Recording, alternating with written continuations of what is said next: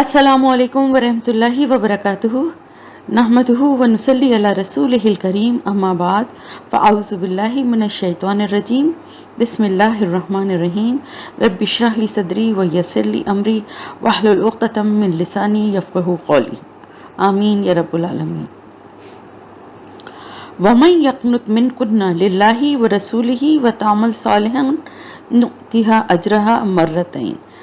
पिछले आयत में हमने जो हम पढ़ रहे थे तर्जुमा और उसको समझने की कोशिश कर रहे थे, तो आप सल्लल्लाहु अलैहि वसल्लम की अज़वाज मुतहरात की बात हो रही है ख़ास तौर से, और बाद में फिर ज़ाहिर है उम्मत की तमाम जो ख़वातीन हैं उनके लिए भी यही क़वानीन है, लेकिन उनके लिए जो है ज़्यादा अल्लाह पाक ने, क्योंकि वो हमारे लिए जिस तरह आप सल्लल्लाहु अलैहि वसल्लम की ज़िंदगी में हमारे लिए एक उनके उसवे में हमारे लिए पैरवी का एक रास्ता बताया गया है कि इसी तरह उम्महातुल मोमिनीन जो हमारी हैं तो उनके तर्ज अमल से भी हमारे लिए हम उसी रास्ते पे चलने की हमें भी ताकीद है। तो उनको सबसे पहले उनको अल्लाह पाक फरमा रहे हैं कि उन्हें किस तरह होना चाहिए।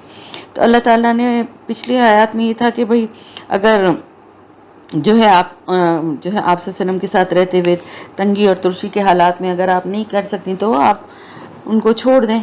लेकिन यहाँ पर अब आगे मज़ीद अल्लाह ताला फरमा रहे हैं कि जो कोई तुम में से अल्लाह और उसके रसूल की अताअत पर अमल करने वाला रहेगा, यानी जो रहेंगी और नेक अमल करेंगी तो उसे हम दुगना अजर देंगे। यानी नबी की बीवियों से कहा गया कि कोई ऐसा काम ना करें जो कि खुली बेहयाई का इर्तिकाब हो। नाउज़ुबिल्लाह अस्तग़फिरुल्लाह, उनकी ज़ात से हम ऐसी कोई बात सोच भी नहीं सकते, लेकिन फिर भी पैगंबरों की बीवियों का हमने पढ़ा है कि उनमें से 2 पैगंबरों की बीवियों का किरदार क्या था। वो कि वो भी खुदा न खास्ता कोई बेहयाई और बुरे बदकारी के काम में मुलविस नहीं थी, लेकिन फिर भी तो अल्लाह ताला फरमा रहे हैं कि अगर तुम अल्लाह और उसके रसूल की अताअत करती रहोगी और नेक अमल करती रहोगी तो आम लोगों को जितना अजर मिलेगा उससे दुगना मिलेगा। क्यों? क्योंकि तुम मिसाल हो, तुम्हें देख के दूसरे लोग सीखेंगे और तुम्हारे लिए ज़्यादा सख्ती है, तुम्हारे लिए ज़्यादा जो है इस बात की पकड़ है, इसलिए फिर अजर और उसका सिला जो है वो भी दुगना मिलेगा।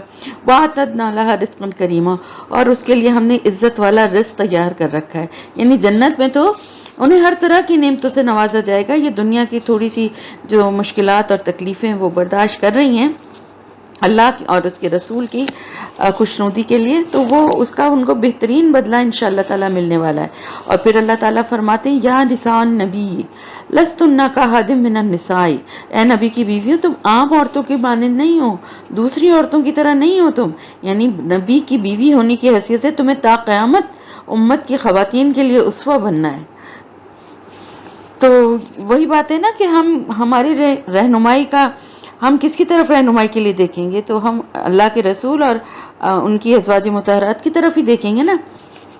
और अगर तुम तक़वा इख्तियार करो तो गुफ्तगू में नरमी पैदा ना करो। अब पर्दे से मुताल्लिक़ कुछ अहकामात हैं कि पर्दा ज़ाहिर है सिर्फ पर्दा अपने को छुपाना ही नहीं है, बल्कि और भी कुछ चीज़ें हैं जिनमें के एहतियात करनी है। और उसमें क्या है? पहली एहतियात कि गुफ्तगू में नरमी पैदा ना करो। जैसा कि उस माशरे में उस वक्त रिवाज था कि अरबों के यहाँ के गैर मर्द भी एक दूसरे के घरों में अचानक आ जाते थे और कोई रोक टोक नहीं थी, और घर की औरतों से भी गुफ्तगू करते थे। तो पहली हिदायत ये दी गई, ये तो उस दौर की बात थी ना। आज भी देखें यही सिचुएशन है ना, गैर मर्दों का घरों में आना जाना और उनसे बातचीत जो है ये कितनी आम बात है। बाज़ार में जाते हैं तो दुकानदार सब कौन है? सब गैर मर्द ही तो है ना। उनसे किस तरह की बात करनी चाहिए तरीक़ा बताया जा रहा है कि तब किसी गैर मर्द से तुम्हें बात करनी पड़े बराह रास्त डायरेक्टली तो तुम्हारी आवाज़ में किसी किस्म की नज़ाकत, नरमी या चाशनी का शायबा तक ना हो। यानी ऐसी नरमी ना हो जिसके लिए अल्लाह ताला आगे फरमा रहे हैं कि वो शख्स जिसके दिल में रोग है वो किसी लालच में पड़ जाए। और वो रोग क्या है? मुनाफिकत का, हवस का। तो वो देखिए मुनाफिक उस दौर में जो माशरे में मौजूद थे वो कोई मौका हाथ से जाने नहीं देते थे। हज़रत आयशा रज़ियल्लाहु ताला अन्हा पर बहतान तक लगा दिया उन्होंने। तो पहला कदम सबसे पहला क्या है कि गैर मर्दों से बातचीत में एहतियात का हुक्म दिया गया है। और हमारे यहाँ क्या होता है, اور لوگوں سے تو چاہے احتیاط سے اور نارمل طریقے سے بات کریں، لیکن بازار میں جانے کے بعد دکانداروں سے عام طور پہ خواتین کا رویہ کیا ہوتا ہے؟ نہیں بھائی آپ پلیز کر دینا، نہیں آپ کس چیز کے لیے ان کے ساتھ ہنس ہنس کے باتیں کی جاتی ہیں، کس وجہ سے ان کے ساتھ بڑا اپنائیت جتائی جاتی ہے، چاہے بھائی کہہ کے کر رہے ہوں، لیکن ایک غیر مرد سے کیوں؟ چند روپوں کے فائدے کو حاصل کرنے کے لیے۔ تو آپ کی عزت اور آپ کی ذات جو ہے نا اس سے کہیں بلند ہے۔ تو اپنے کو اتنا عرضہ مت کریں کہ غیر مردوں سے اس طرح لبھا کے یا اس انداز میں بات کریں کہ وہ آپ کی اس بات کی وجہ سے کچھ قیمت کم کر دیں یا کوئی چیز آپ کو فری میں دے دیں یا کچھ تو، یا پھر گھر میں جیسے کوئی آتا ہے، کوئی کام والا آتا ہے، کوئی الیکٹریشین، کوئی پلمبر، تو نارمل طریقے سے، یہ بھی نہیں کہا ہے، آگے اس کی ڈیٹیل آئے گی، یہ بھی نہیں کہا ہے کہ کوئی ایسا لٹھ مار انداز ہو کہ کوئی بات کرے اور آپ کاٹ کھانے کو دوڑ رہے ہیں۔ ایک معمول کا جو طریقہ ہوتا ہے نا، یعنی ایک جو نارمل بات چیت کا انداز ہے، بس اتنی بات کرو، بہت زیادہ کسی سے لہک لہک کے یا بہت زیادہ کسی سے اپنائیت نہ دکھاؤ غیر ضروری۔ وقلنا قولا معروفا، اور بات کرو معروف انداز میں، یعنی نہ تو نرمی اور نزاکت ہو اور نہ ہی کوئی بہت ہی زیادہ سختی اور تلخی ہو، اکھڑ انداز ہو، بس ایک مناسب طریقے سے بات کی جائے۔ اور تم اپنے گھروں میں قرار پکڑو اور مت نکلو بن سور کر پہلے دور جاہلیت کی طرح۔ تبرج کی معنی ہے نمایاں کرنا، نمائش کرنا، تو عورتوں کا بناؤ سنگار کر کے غیر مردوں کے سامنے خود کو نمایاں کرنے کا عمل جو ہے اس سے مراد ہے۔ وَأَقِمْنَا الصَّلَاةَ وَآتِينَا الزَّكَاةَ وَأَطِعْنَا اللَّهَ وَرَسُولَهُ، اور نماز قائم کرو، زکوٰۃ ادا کرو، اور اللہ اور اس کے رسول کی اطاعت کرو۔ اللہ تو بس یہی چاہتا ہے اے نبی کے گھر والوں کہ وہ دور کر دے تم سے ناپاکی اور تمہیں خوب اچھی طرح پاک کر دے۔ اور یاد کیا کرو جو تمہارے گھروں میں اللہ کی آیات تلاوت کی جاتی ہیں اور حکمت کی باتیں سنائی جاتی ہیں۔ تو ظاہر ہے ان کے گھروں میں اللہ کے رسول صلی اللہ علیہ وسلم پر وحی کا نزول ہوتا تھا، اور یہاں وہی آیات پھر دنیا بھر کو سننے کے لیے ملتی تھی اور اس سے حکمت اور دانائی کی تعلیم دی جاتی تھی۔ تو اللہ تعالیٰ فرما رہے کہ آپ لوگ سب سے بڑھ کر آیات الہی کو سننے اور ان پر عمل کرنے کے مکلف ہیں۔ تو یہ دیکھیے نا کہ کس طرح سے اللہ پاک نبی کے گھر والوں کو کہہ رہے ہیں، اور جب ان کے لیے اتنی تاکید ہے تو ہمارے لیے کتنا زیادہ محتاط رہنا باہر نکلنے میں، بات چیت کرنے میں ہمارے لیے کتنا ضروری ہے۔ اور آیت میں حکمت سے مراد وہی خفی ہیں، یعنی آپ صلی اللہ علیہ وسلم کے جو فرمودات ہیں، یعنی آپ کی جو تعلیمات ہیں ان سے بھی سب سے زیادہ ازواج مطہرات جو تھیں آپ کی وہی مستفیض ہو رہی تھی نا۔ ان اللہ کان لطیفا خبیرا، یقیناً اللہ بہت باریک بین ہے، ہر چیز سے باخبر ہے۔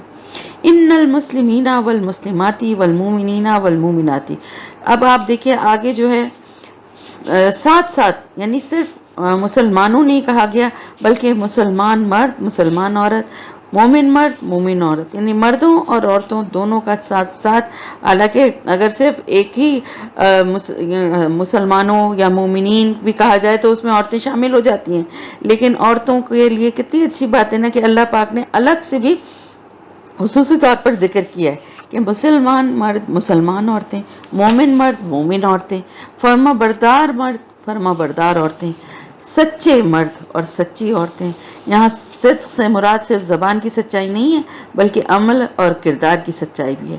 والصابرین والصابرات والخاشعین والخاشعات، اور صبر کرنے والے مرد اور صبر کرنے والی عورتیں، اور خشوع کرنے والے مرد اور خشوع کرنے والی عورتیں، والمتصدقین والمتصدقات والصائمین والصائمات، اور صدقہ دینے والے مرد اور صدقہ دینے والی عورتیں، اور روزہ رکھنے والے مرد اور روزہ رکھنے والی عورتیں، والحافظین فروجہم والحافظات، اور اپنی شرمگاہوں کی حفاظت کرنے والے مرد اور اپنی شرمگاہوں کی حفاظت کرنے والی عورتیں، والذاکرین اللہ کثیرا والذاکرات، اور کثرت سے اللہ کا ذکر کرنے والے مرد اور کثرت سے اللہ کا ذکر کرنے والی عورتیں۔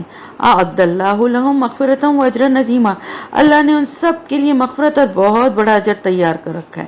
تو دیکھیں یہاں پہ کوئی تخصیص نہیں ہے مرد اور عورت کی، برابر سے اللہ پاک نے دونوں کا ساتھ ساتھ ذکر کیا ہے۔ تو جتنا سچ بولیں گے، جتنی فرما بردار اللہ کے ہوں گے، جتنا خشوع کے ساتھ عبادت کرنے والے ہوں گے، جتنا روزہ رکھنے والی، اپنی شرمگاہوں کی حفاظت کرنے والی ہوں گی، مومن ہوں گی، مسلمان ہوں گی، جتنی عورتیں نیکی کے کاموں میں ہوں گی نا، اتنے ہی ان کے لیے اجر و ثواب ہے، اور جتنا مرد ہوں گے اتنا ان کے لیے۔ یہ نہیں کہ مرد ہونے کی وجہ سے ان کو کچھ زیادہ کچھ مل جائے گا، ان کی روزے کا اجر یا ان کے صبر کا اجر، اور عورتوں کو کچھ کم ملے گا، یا عورتوں کو کچھ زیادہ مل جائے گا، سب کو برابر ملے گا۔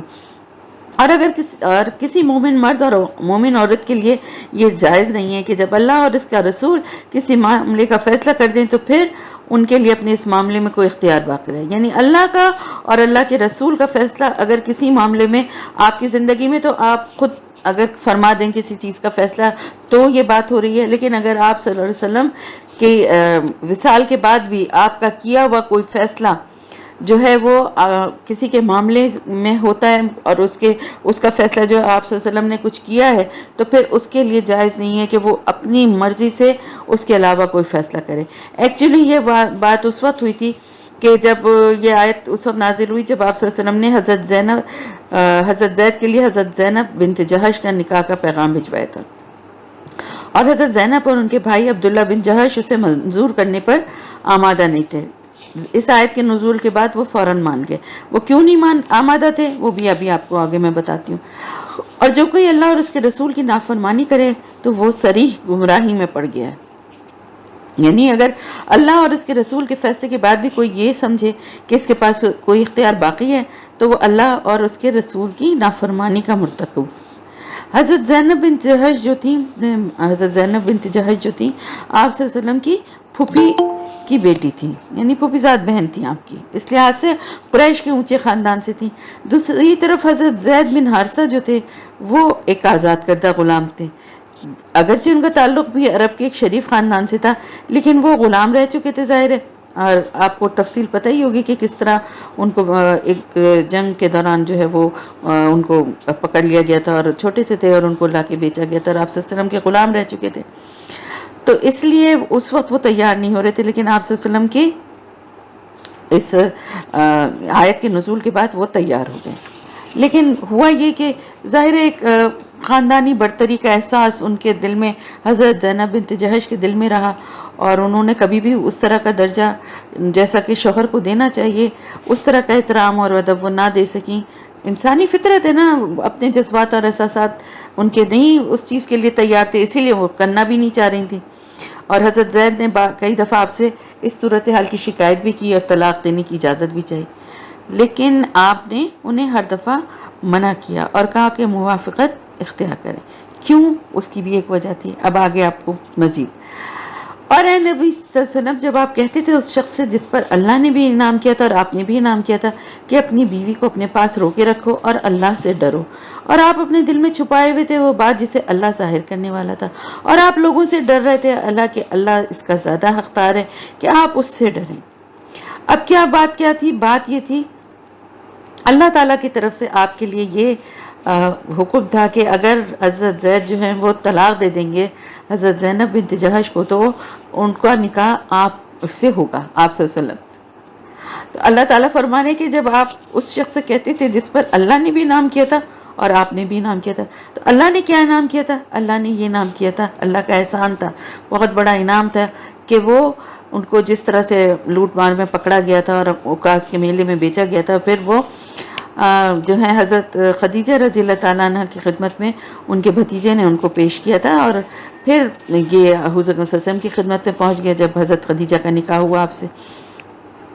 اور یہ کہ وہ ان کے گھر والے جو ہیں وہ والد اور چچا ان کو تلاش کرتے ہوئے آپ تک آئے، یعنی دیکھیں کہاں ایک ان کو لوٹ مار میں پکڑا گیا تھا، اور وہ کہیں بھی بک سکتے تھے غلام بن کے، وہ کیا ان کے ساتھ سلوک ہوتا، لیکن اللہ کا کیا انعام اور احسان تھا کہ آپ صلی اللہ علیہ وسلم کے پاس اللہ نے ان کو پہنچا دیا، اور آپ کی محبت اور آپ کی شفقت اور آپ کا سلوک ایسا تھا کہ جب ان کے والد اور چچا ان کو تلاش کرتے ہوئے آئے اور ان کو لے جانا چاہا تو آپ صلی اللہ علیہ وسلم نے فرمایا کہ لے جاؤ، میں تو اس لڑکے کی مرضی پہ چھوڑ دیتا ہوں، وہ تمہارے ساتھ جانا چاہتا ہے یا میرے پاس رہنا چاہتا ہے، اگر وہ جانا چاہے گا تو میں کوئی فدیہ نہیں لوں گا۔ وہ کوئی بھی قیمت ادا کرنے کے لیے تیار تھے، لیکن انہوں نے جو ہے جانے سے انکار کر دیا۔ انہوں نے کہا کہ میں آزادی پر غلامی، انہوں نے کہا کیا تم آزادی پر غلامی کو ترجیح دیتے ہو؟ انہوں نے کہا ہاں، میں آپ صلی اللہ علیہ وسلم کو چھوڑ کر کسی کے پاس نہیں جا سکتا۔ تو آپ نے پھر کیا کہا تھا؟ آپ نے اسی وقت حرم میں جا کر قریش کے مجمع عام میں اعلان فرمایا تھا کہ آج سے سب لوگ گواہ رہے ہیں کہ زید میرا بیٹا ہے۔ چنانچہ اس دن سے انہیں زید بن محمد پکارا جانے لگا تھا۔ اب اصل بات جو تھی نا وہ یہ تھی کہ وہ آپ صلی اللہ علیہ وسلم کے منہ بولے بیٹے تھے، اور منہ بولے بیٹے کا کوئی قانوناً شرعاً جو ہے وہ معاملہ نہیں ہوتا جو کہ ایک اپنے ذاتی جو آپ کے سلب سے، یعنی آپ کا اپنا بیٹا جو ہوتا ہے اس کا ہوتا ہے، اور اس چیز کو اللہ پاک ختم کرنا چاہتا تھا۔ اور آپ صلی اللہ علیہ وسلم کا انعام کیا تھا جو آپ نے ان کو عطا فرمایا؟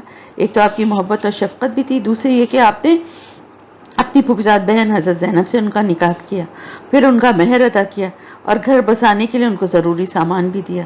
تو یہ اللہ کا بھی نام تھا، اور آپ صلی اللہ علیہ وسلم نے بھی ان پہ انعام کیا تھا۔ اور آپ اپنے دل میں کیا بات چھپائے ہوئے تھے؟ وہ بات جسے اللہ ظاہر کرنے والا تھا۔ اللہ تعالیٰ فرما رہا ہے آپ لوگوں سے ڈر رہے تھے، حالانکہ اللہ زیادہ حقدار ہے کہ آپ اس سے ڈریں۔ اب آپ صلی اللہ علیہ وسلم اس بات کا ڈر آپ کے دل میں تھا کہ اگر زینب رضی اللہ تعالیٰ عنہ سے نکاح کرنا پڑا، یعنی حضرت زید نے انہیں طلاق دے دی، تو مخالفین کی طرف سے بہت ہی منفی پروپیگنڈا ہوگا، کیونکہ منافقین تو ویسے ہی طاق میں لگے رہتے تھے۔ اور شروع میں حالانکہ اس صورت میں منہ بولے بیٹے کی شرعی اور قانونی حیثیت واضح کر دی گئی ہے، لیکن اس کے آیت کے نزول کے بعد لوگوں نے زید بن محمد کے بجائے زید بن حارثہ کہنے لگے تھے، لیکن پھر بھی منافقین تو اس مسئلے کو بہانہ بنا کر آپ کے خلاف ایک نیا طوفان کھڑا کر دیں گے۔ بس جب زید نے اسے اپنا تعلق منقطع کر لیا تو ہم نے اسے آپ کی زوجیت میں دے دیا۔ اللہ تعالیٰ فرمانے کہ ہم نے دے دیا آپ کی زوجیت میں، یعنی جب حضرت زید نے حضرت زینب کو طلاق دے دی، عدت پوری ہو گئی، تو ہم نے آپ کا نکاح حضرت زینب کا نکاح آپ سے کر دیا۔ تو یہ کلام اللہ کا یہ انداز بیان حضرت زینب رضی اللہ تعالیٰ عنہ کے لیے یقیناً ایک بہت بڑا اعزاز ہے۔ یہی وجہ ہے کہ حضرت زینب ان الفاظ پہ فخر کرتی ہوئی دوسری ازواج مطہرات سے کہا کرتی تھی کہ آپ سب لوگوں کے نکاح زمین پہ ہوئے، جبکہ میرا نکاح آسمانوں پر ہوا، اور اللہ نے خود میرا نکاح پڑھایا۔ تو اس کے جواب میں حضرت عائشہ رضی اللہ تعالیٰ عنہ فرماتی تھی کہ ان کو آپ صلی اللہ علیہ وسلم کو خواب میں جو ہے وہ دکھایا گیا تھا ریشم میں اور لپٹی ہوئی، اور دوسرے یہ کہ ان کی برات میں سورہ نور میں آیات کا نزول ہوا، تو وہ اپنی یہ بتایا کرتی تھی تاکہ مومنوں کے لیے ان کے منہ بولے بیٹوں کی بیویوں کے بارے میں کوئی تنگی نہ رہے، جبکہ وہ ان سے اپنا تعلق بالکل کاٹ لیں۔ یعنی اگر منہ بولے بیٹے اپنی بیویوں کو چھوڑ دیتے ہیں تو پھر جو باپ ہیں وہ ان سے نکاح کر سکتے ہیں۔ یہ صرف سگے بیٹوں کے لیے یہ قانون ہے۔ تو اس چیز کو اللہ پاک جو ہے نا وَكَانَ أَمْرُ اللَّهِ مَفْعُولًا، اور اللہ کا فیصلہ تو پورا ہو کر ہی رہنا تھا۔ اب اللہ تعالیٰ کی اس فضول رسم کا اللہ تعالیٰ خاتمہ کرنا چاہتا تھا، اور یہ آپ صلی اللہ علیہ وسلم کے عمل سے ہی ہو سکتا تھا۔ تو اس وجہ سے یہ جو پورا وہ تھا نا، اور اس چیز سے آپ خوف کھاتے تھے کہ معاشرے میں جو منافقین ہیں وہ ایک نیا آپ کے اوپر ایک نیا جو ہے الزامات لگائیں گے اور طرح طرح کی باتیں کریں گے۔ نبی پر کوئی مذائقہ نہیں اس بات میں جو اللہ نے اس کے لیے فرض کر دیا۔ اللہ تعالیٰ فرما رہے ہیں اللہ کا یہی طریقہ رہا ہے ان لوگوں کے بارے میں بھی جو پہلے گزر چکے ہیں، یعنی جو پہلے نبی تھے وہ ان کے لیے بھی اللہ کا یہی طریقہ تھا کہ جو ان پر فرض کر دی جاتی تھی بات، اس پر انہیں عمل کرنا ہوتا تھا۔ وَكَانَ أَمْرُ اللَّهِ قَدْرًا مَقْدُورًا، اور اللہ کا فیصلہ قطعی طے شدہ تھا۔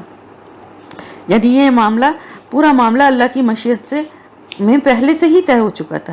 وہ اللہ کے رسول جو اللہ کے پیغامات پہنچاتے ہیں اور وہ صرف اسی سے ڈرتے ہیں، یعنی پچھلے پیغمبر بھی جو تھے وہ اللہ کے پیغامات کی اسی طرح سے تبلیغ کرتے رہے اور ان پر عمل کرتے رہے۔ اس معاملے میں انہوں نے کسی کی پرواہ نہیں کی، اور وہ نہیں ڈرتے کسی سے سوائے اللہ کی، اور اللہ کافی ہے حساب لینے والا۔ اور آگے ایک بہت ہی آیت ہے جس میں کہ یہ معاملہ جو ہے بالکل ہی کلیئر کر دیا گیا۔ مَا كَانَ مُحَمَّدٌ ابا احد من رجالکم، دیکھو محمد صلی اللہ علیہ وسلم تمہارے مردوں میں سے کسی کے باپ نہیں ہیں۔ یعنی اب یہ بات بالکل کلیئر ہو گئی کہ زید بن حارثہ محض آپ کے منہ بولے بیٹے تھے۔ اب یہ بات ایک واضح حکم نازل ہو چکا ہے، تو معاملہ ہمیشہ کے لیے صاف ہو جانا چاہیے۔ وَلَكِنْ رسول اللہ وخاتم النبیین، لیکن بلکہ آپ اللہ کے رسول ہیں اور سب نبیوں پر مہر ہیں، یعنی ختم ہیں، آپ ختم لگ گئی، مہر کہتے ہیں ختم کو، مہر لگ گئی ہے کہ آپ کے بعد کوئی اور نبی آنے والا نہیں ہے آپ کی آمد کے بعد۔ تو جاہلیت کی جو غلط رسومات ہیں اگر آپ ختم نہ کرتے تو پھر آپ کے بعد اور کون انہیں ختم کرتا؟ اور اگر آپ ذاتی یہ مثال قائم نہ کرتے، یعنی اپنے منہ بولے بیٹے کی متعلقہ سے نکاح نہ کرتے، تو یہ رسم اس طرح حتمی انداز میں ختم نہ ہوتی۔ یعنی قرآن کے حکم کے باوجود بھی لوگ کہتے کہ دل نہیں مانتا، ایسا کیسے کیا جا سکتا ہے؟ لیکن اب جب رسول نے کر کے دکھا دیا تو بات ختم ہو گئی، اور یقیناً اللہ ہر چیز کا علم رکھنے والا ہے۔ یا ایھا الذین آمنوا اذکروا اللہ ذکرا کثیرا، اور اے اہل ایمان اللہ کا ذکر کیا کرو کثرت کے ساتھ، وسبحوہ بکرۃ وصیلا، اور صبح شام اس کی تسبیح کرتے رہو۔ وہی ہے جو رحمتیں بھیجتا ہے تم پر اور اس کے فرشتے بھی، تاکہ نکالے تمہیں اندھیروں سے روشنی کی طرف۔ وکان بالمؤمنین رحیما، اور اہل ایمان کے حق میں وہ بہت مہربان ہے۔ جس دن وہ اس سے ملیں گے تو ان کی دعا سلام ہوگی، اور اس نے تیار کر رکھا ہے ان کے لیے بہت باعزت اجر۔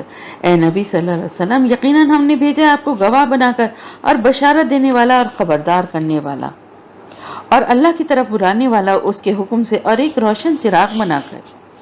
وبشر المؤمنین بان لهم من اللہ فضلا کبیرا، اور آپ اہل ایمان کو بشارت دے دیجئے کہ ان کے لیے اللہ کی طرف سے بہت بڑا فضل ہے، اور آپ ان کافروں اور منافقین کی باتوں کا دھیان نہ دیں، ان کی باتوں پہ کوئی دھیان نہ دیں، ان کی ایذا رسانی کو نظر انداز کر دیں، اور اللہ پر توکل کریں، اور اللہ کافی ہے آپ کے لیے مددگار کے طور پر۔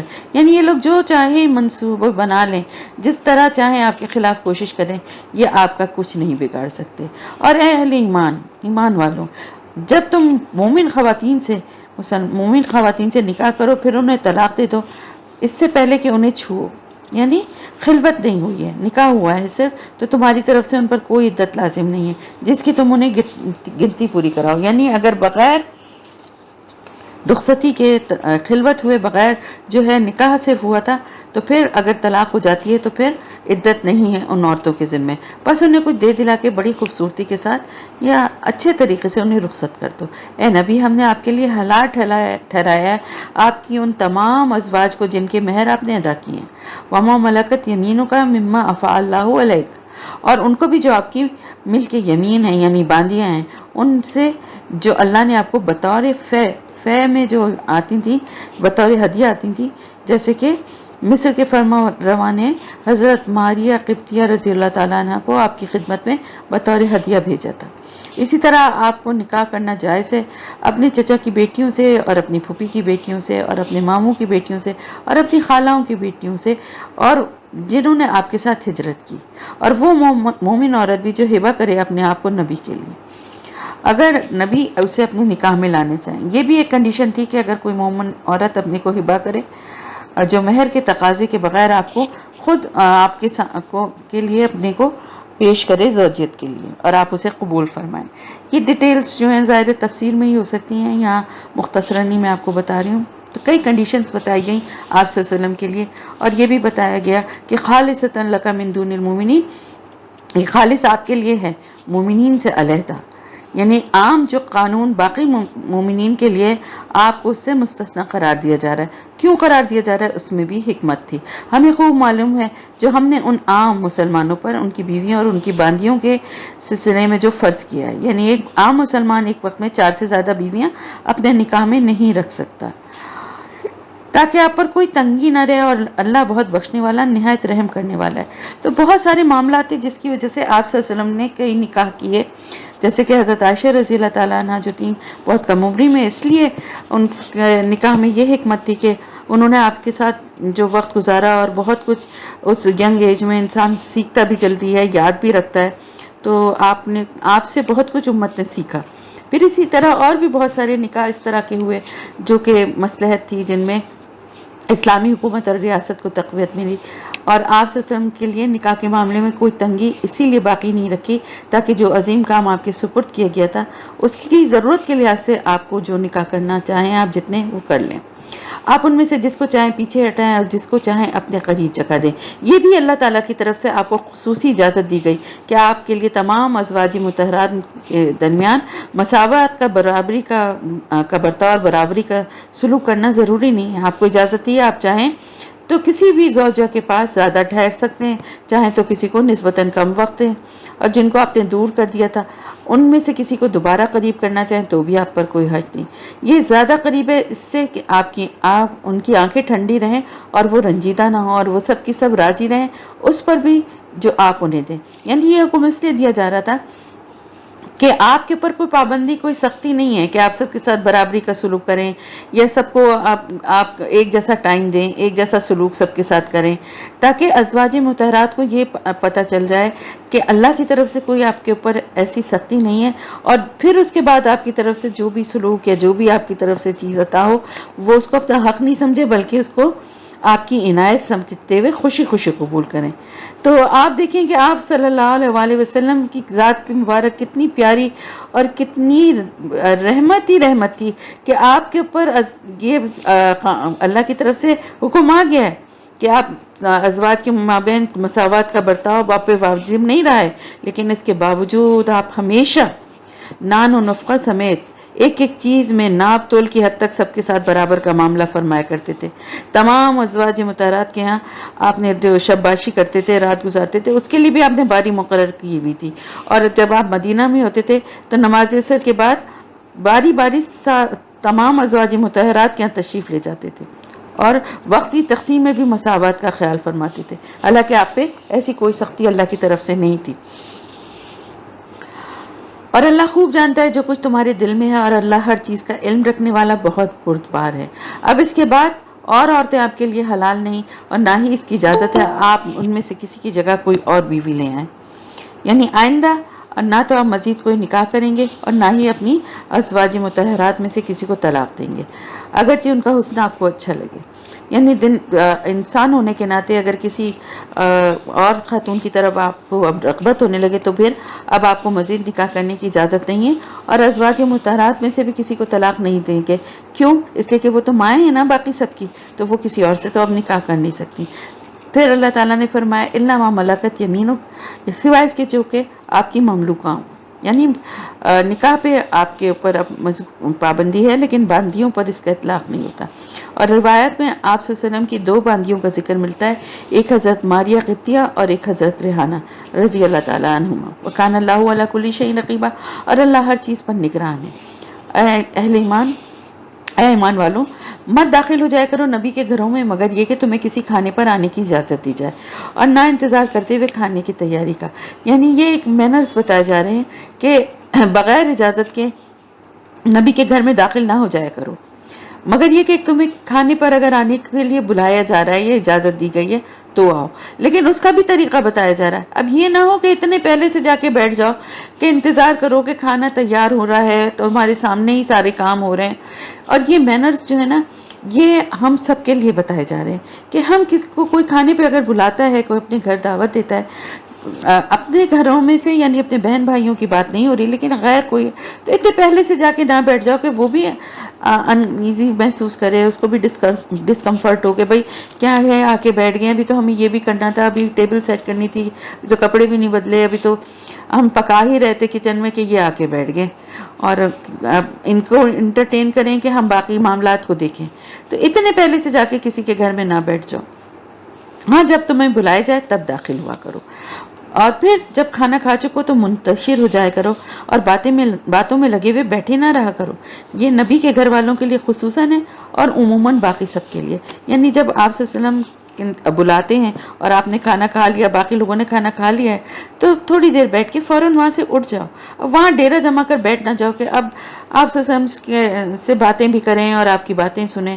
تمہاری یہ باتیں نبی کے لیے تکلیف کا باعث نہیں، یعنی ظاہر ہے کہ کسی کے گھر میں کوئی شخص آ کر بیٹھ جائے اور اٹھنے کا نام نہ لے تو گھر والوں کو تکلیف تو ہوگی، اخلاقاً تو وہ کہہ رہا ہوگا، یعنی ایک جنرلی میں بتا رہی ہوں آج کل کے حساب سے، آپ صلی اللہ علیہ وسلم کے حوالے سے تو میں بھی بتاتی ہوں جو کہ مین بات تھی کہ آپ کسی کے گھر میں بیٹھ گئے، اب وہ اخلاقاً آپ سے کہہ بھی رہا ہے ارے نہیں نہیں بیٹھے ہیں، ابھی کہاں جا رہے ہیں، چائے پی لیجئے، اور آپ سمجھ رہے ہیں کہ واقعی بڑا مزہ آ رہا ہے تو بیٹھ بھی جاؤ۔ اب وہ سارا دن کا تھکا ہوا ہے، سارا دن کھانا بناتا رہا ہے، سارا دن گھر کے انتظامات کو دیکھ رہا ہے، اب وہ چاہ رہا ہے کہ آپ جائیں تو وہ گھر کو سب چیزوں کو سمیٹے اور کپڑے چینج کرے، اب نماز پڑھی ہے کہ نہیں پڑھی پتہ نہیں، اس نے آرام کرے، لیکن آپ جو ہیں وہ آپ کو بڑا مزہ آ رہا ہے، ہنسی ٹٹے قہقہ لگ رہے ہیں، آپ کہہ رہے ہیں جی یہ بھی تو روک ہی رہے ہیں نا. تو آپ کو خود بھی احساس ہونا چاہیے اس چیز کا. میں پھر یہ بات مینشن کر رہی ہوں کہ یہ بات آپ کے بے تکلف گھروں، آپ کے بہن بھائیوں کے جیسے ہیں، یا آپ کے کچھ دوست ہیں جہاں بہت بے تکلف ہیں، اور وہاں کوئی ایسی تکلف والی بات نہیں ہے. وہ آپ کے سامنے بھی آرام کر سکتے ہیں، یا آپ کو کہہ بھی سکتے ہیں کہ بھئی اب میں آرام لیٹوں گی، آرام کروں گی. وہاں کی بات نہیں ہے. ایک جہاں آپ ایسے بے تکلف نہیں ہیں وہاں کے لیے. اب آ جائیں آپ صلی اللہ علیہ وسلم کی گھر کی طرف. تو وہ تو معاملہ جو تھا نا، ایک تو آپ صلی اللہ علیہ وسلم مروت میں اور شرافت میں کہتے نہیں تھے. ہوتا کیا تھا کہ آپ کے گھر کیا تھا، آپ کا گھر چھوٹے چھوٹے حجرے تھے جو ہر زوجہ کو ایک ایک حجرہ ملا ہوا تھا. اب وہ حجرے اتنے مختصر تھے کہ جن کا بتایا بھی جاتا ہے کہ ہم پڑھتے ہیں، جبکہ آپ صلی اللہ علیہ وسلم تہجد میں جب نماز پڑھ رہے ہوتے تھے تو آپ صلی اللہ علیہ وسلم سجدے میں جاتے تھے تو حضرت عائشہ رضی اللہ تعالیٰ عنہ کا پاؤں جو تھے وہ ایک سائڈ پہ ہٹاتے تھے اور سجدہ کرتے تھے، اور پھر پاؤں جب سجدہ کر لیتے تھے تو پاؤں ان کا اس طرف کر دیتے تھے. اتنا مختصر سا وہ ایک چھوٹا سا حجرہ تھا. اب وہاں پر کوئی شخص ملنے آ جاتا تھا آپ صلی اللہ علیہ وسلم سے تو کیا ہوتا تھا، جب تک وہ چلا نہیں جاتا تھا حضرت عائشہ چادر اوڑھے چہرہ دیوار کی طرف کیے بیٹھی رہتی تھی. اتنی جگہ ان حجروں میں نہیں تھی کہ وہاں پر غیر مرد محفل جما کر بیٹھے. لیکن آپ صلی اللہ علیہ وسلم پھر بھی لوگوں سے جھجک محسوس کرتے تھے یہ بات کہنے میں. شرم آپ کو نہیں اچھا لگتا تھا کہ لوگوں کو خود سوچنا چاہیے اور دیکھنا چاہیے. اگر آپ سے محبت ہے تو یہ ضروری تھوڑی ہے کہ آپ کی جان کو ہی آ جائیں. جب دیکھ رہے ہیں کہ ایسی سچویشن ہے تو چلے جائیں. اللہ تعالیٰ فرما رہے ہیں اللہ حق بیان کرنے سے نہیں جھجکتا. وَإِذَا سَأَلْتُمُوهُنَّ مَتَاعًا فَاسْأَلُوهُنَّ مِنْ وَرَاءِ حِجَابٍ. اور جب تمہیں نبی کی بیویوں سے کوئی چیز مانگنی ہو تو پردے کی اوٹ سے مانگا کرو. یہ طرز عمل زیادہ پاکیزہ ہے تمہارے دلوں کے لیے بھی اور ان کے دلوں کے لیے بھی. یعنی مرد اور عورت کے درمیان بہرحال اللہ نے ایک کشش رکھی ہے، اس سے انکار نہیں کیا جا سکتا. تو بہتر یہی ہے کہ جو نامحرم مرد ہیں ان کا نامحرم عورتوں کے ساتھ زیادہ ان کا انٹریکشن آمنا سامنا نہ ہو. اور وما کان لکم ان تؤذوا رسول اللہ، اور تمہارے لیے جائز نہیں ہے کہ تم اللہ کے رسول صلی اللہ علیہ وسلم کو ایذا پہنچاؤ، اذیت پہنچاؤ. یعنی ان باتوں سے جو ہے آپ صلی اللہ علیہ وسلم کو اذیت ہوتی تھی، آپ کہہ نہیں پاتے تھے، لیکن یہ سارے طریقے جو تھے آپ کو پسند نہیں تھے اور آپ کو ان سے تکلیف ہوتی تھی. اور پھر ظاہر ہے اس طرح سے جو ہے ڈائریکٹلی ان ازواج مطہرات سے بات نہ کر کے منافقین کا راستہ بھی بند ہو جاتا کہ وہ جو ہر وقت تاک میں رہتے تھے کہ کوئی بات ان کے ہاتھ میں آئے اور وہ اس کا پتنگڑ بنا دیں. نہ یہ جائز ہے کہ تم نکاح کرو آپ کی بیویوں سے آپ کے بعد کبھی بھی. یعنی ازواج مطہرات جو ہیں وہ امت کی مائیں ہیں. اگر آپ کسی کو خدا نخواستہ طلاق دیں تو وہ کسی سے نکاح نہیں کر سکتی تھی، اور اسی وجہ سے طلاق کی گنجائش نہ ہونے کی وجہ سے ہی آپ کو ازواج کی تعداد کے معاملے میں خصوصی رعایت دی گئی تھی. یقیناً اللہ کے نزدیک یہ بہت بڑی بات ہے. خواہ تم کسی چیز کو ظاہر کرو خواہ چھپاؤ، اللہ یقیناً ہر چیز کا علم رکھنے والا ہے. لا جناح علیہن فی آبائہن، تو کوئی حرج نہیں ان کی، یعنی جو ازواج مطہرات ہیں ان کے باپوں کے معاملے میں ان پر کوئی حرج نہیں ہے. یعنی وہ چاہیں تو اپنی بیٹی کے گھر آ سکتے ہیں، جیسے حضرت ابوبکر صدیق رضی اللہ تعالیٰ اپنی بیٹی کے گھر، یا حضرت عمر فاروق رضی اللہ تعالیٰ عنہ اپنی بیٹی حضرت حفصہ رضی اللہ تعالیٰ عنہ کے گھر آئیں تو کوئی رکاوٹ نہیں ہے. اور نہ کوئی حرج ان کے بیٹوں کے بارے میں اور نہ ان کے بھائیوں کے بارے میں، اور نہ ان کے بھائیوں کے بیٹوں کے بارے میں، اور نہ ان کی بہنوں کے بیٹوں کے بارے میں. یعنی نہ بھائیوں، نہ بھانجوں، نہ بھتیجوں، اور نہ ان کی جان پہچان کی عورتوں کے بارے میں، اور نہ ہی ان کی ملک یمین کے بارے میں. یعنی جو ملنے جلنے والی عورتیں ہوتی ہیں کبھی ملنا کے لیے آنا چاہیں، اور ملک یمین میں یہاں پر ویسے تو غلام اور باندیاں ہوتی ہیں اصطلاح میں، لیکن یہاں پر اکثریت کی رائے کے مطابق صرف باندیاں مراد ہیں. یہاں پر ایک فہرست بتا دی گئی ہے کہ کون کون محرم ہیں جو کہ آ سکتے ہیں. اور اے نبی کی بیویوں تم اللہ سے ڈرتی رہو، یقیناً اللہ ہر چیز پر گواہ ہے. ان اللہ و ملائکتہ یصلون علی النبی یا ایھا الذین آمنوا صلوا علیہ وسلموا تسلیما. یقیناً اللہ اور اس کے فرشتے رحمت نازل کرتے ہیں نبی صلی اللہ علیہ وسلم پر، درود بھیجتے. اے ایمان والو تم بھی آپ پر درود و سلام بھیجا کرو تاکہ اللہ تعالیٰ آپ پر اپنی رحمتیں نازل فرمائے. اور اللہ سے جب یہ دعا کریں گے کہ اللہ آپ پر اپنی رحمتیں نازل فرمائے تو اس کا بہترین جو ہے ثواب، اجر و ثواب جو ہے مومنین کو ملتا ہے۔ یقیناً وہ لوگ جو ایذا پہنچاتے ہیں، جو اذیت پہنچاتے ہیں اللہ اور اس کے رسول کو، یہ منافقین کا ذکر ہے۔ لعنہم اللہ فی الدنیا والآخرۃ واعد لهم عذابا مہینا، اللہ نے لعنت کی ان پر دنیا اور آخرت دونوں میں، اور ان کے لیے اس نے رسوا کن عذاب تیار کر کے رکھا ہے۔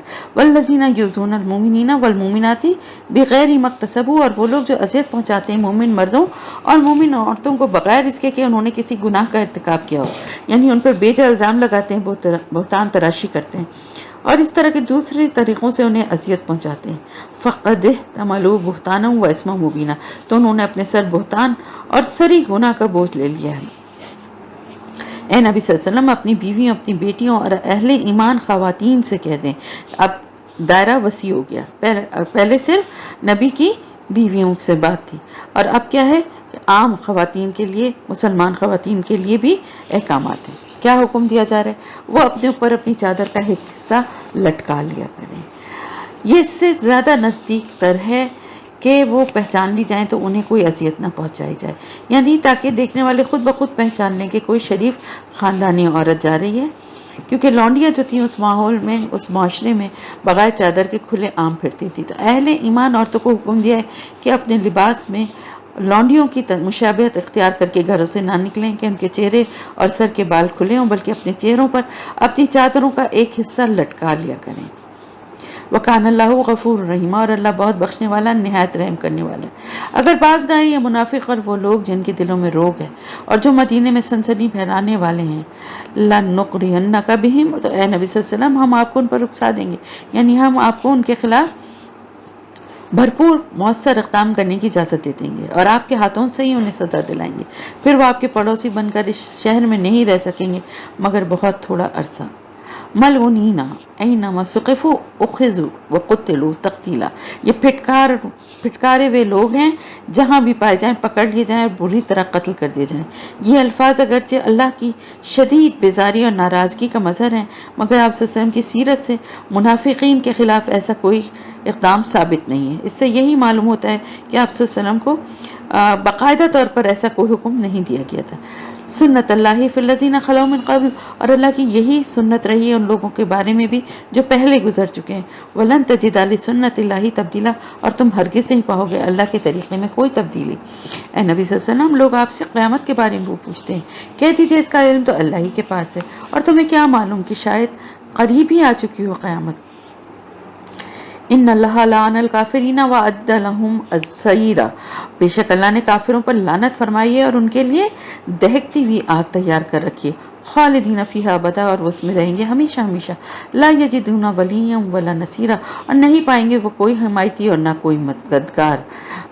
یوم تقلب وجوہہم فی النار، جس دن ان کے چہرے آگ میں الٹ پلٹ کیے جائیں گے، یعنی جیسے سیخوں میں گھما گھما کے ان کو بھونا جاتا ہے نا، ایسے جلائے جائیں گے۔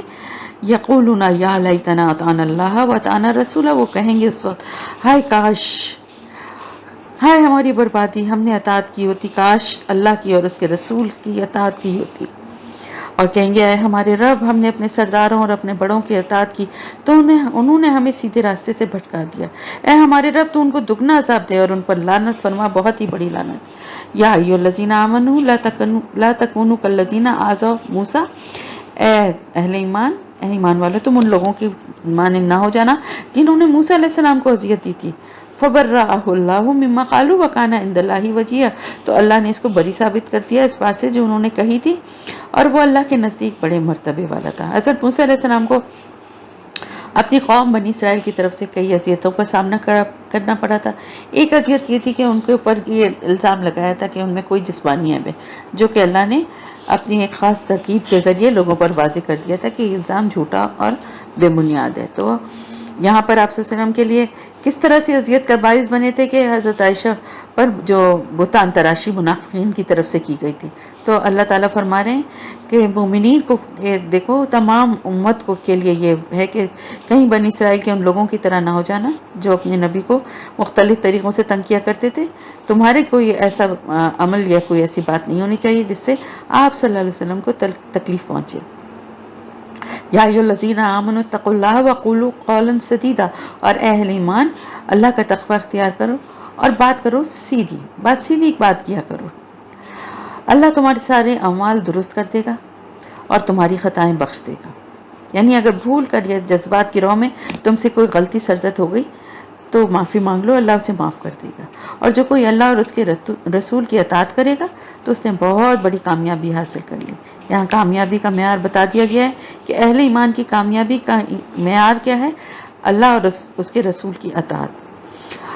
اور ہم نے اس امانت کو پیش کیا آسمانوں پر اور زمین پر اور پہاڑوں پر، تو ان سب نے انکار کر دیا اس کو اٹھانے سے اور اس سے ڈر گئے، یعنی اس ذمہ داری کو اٹھانے سے۔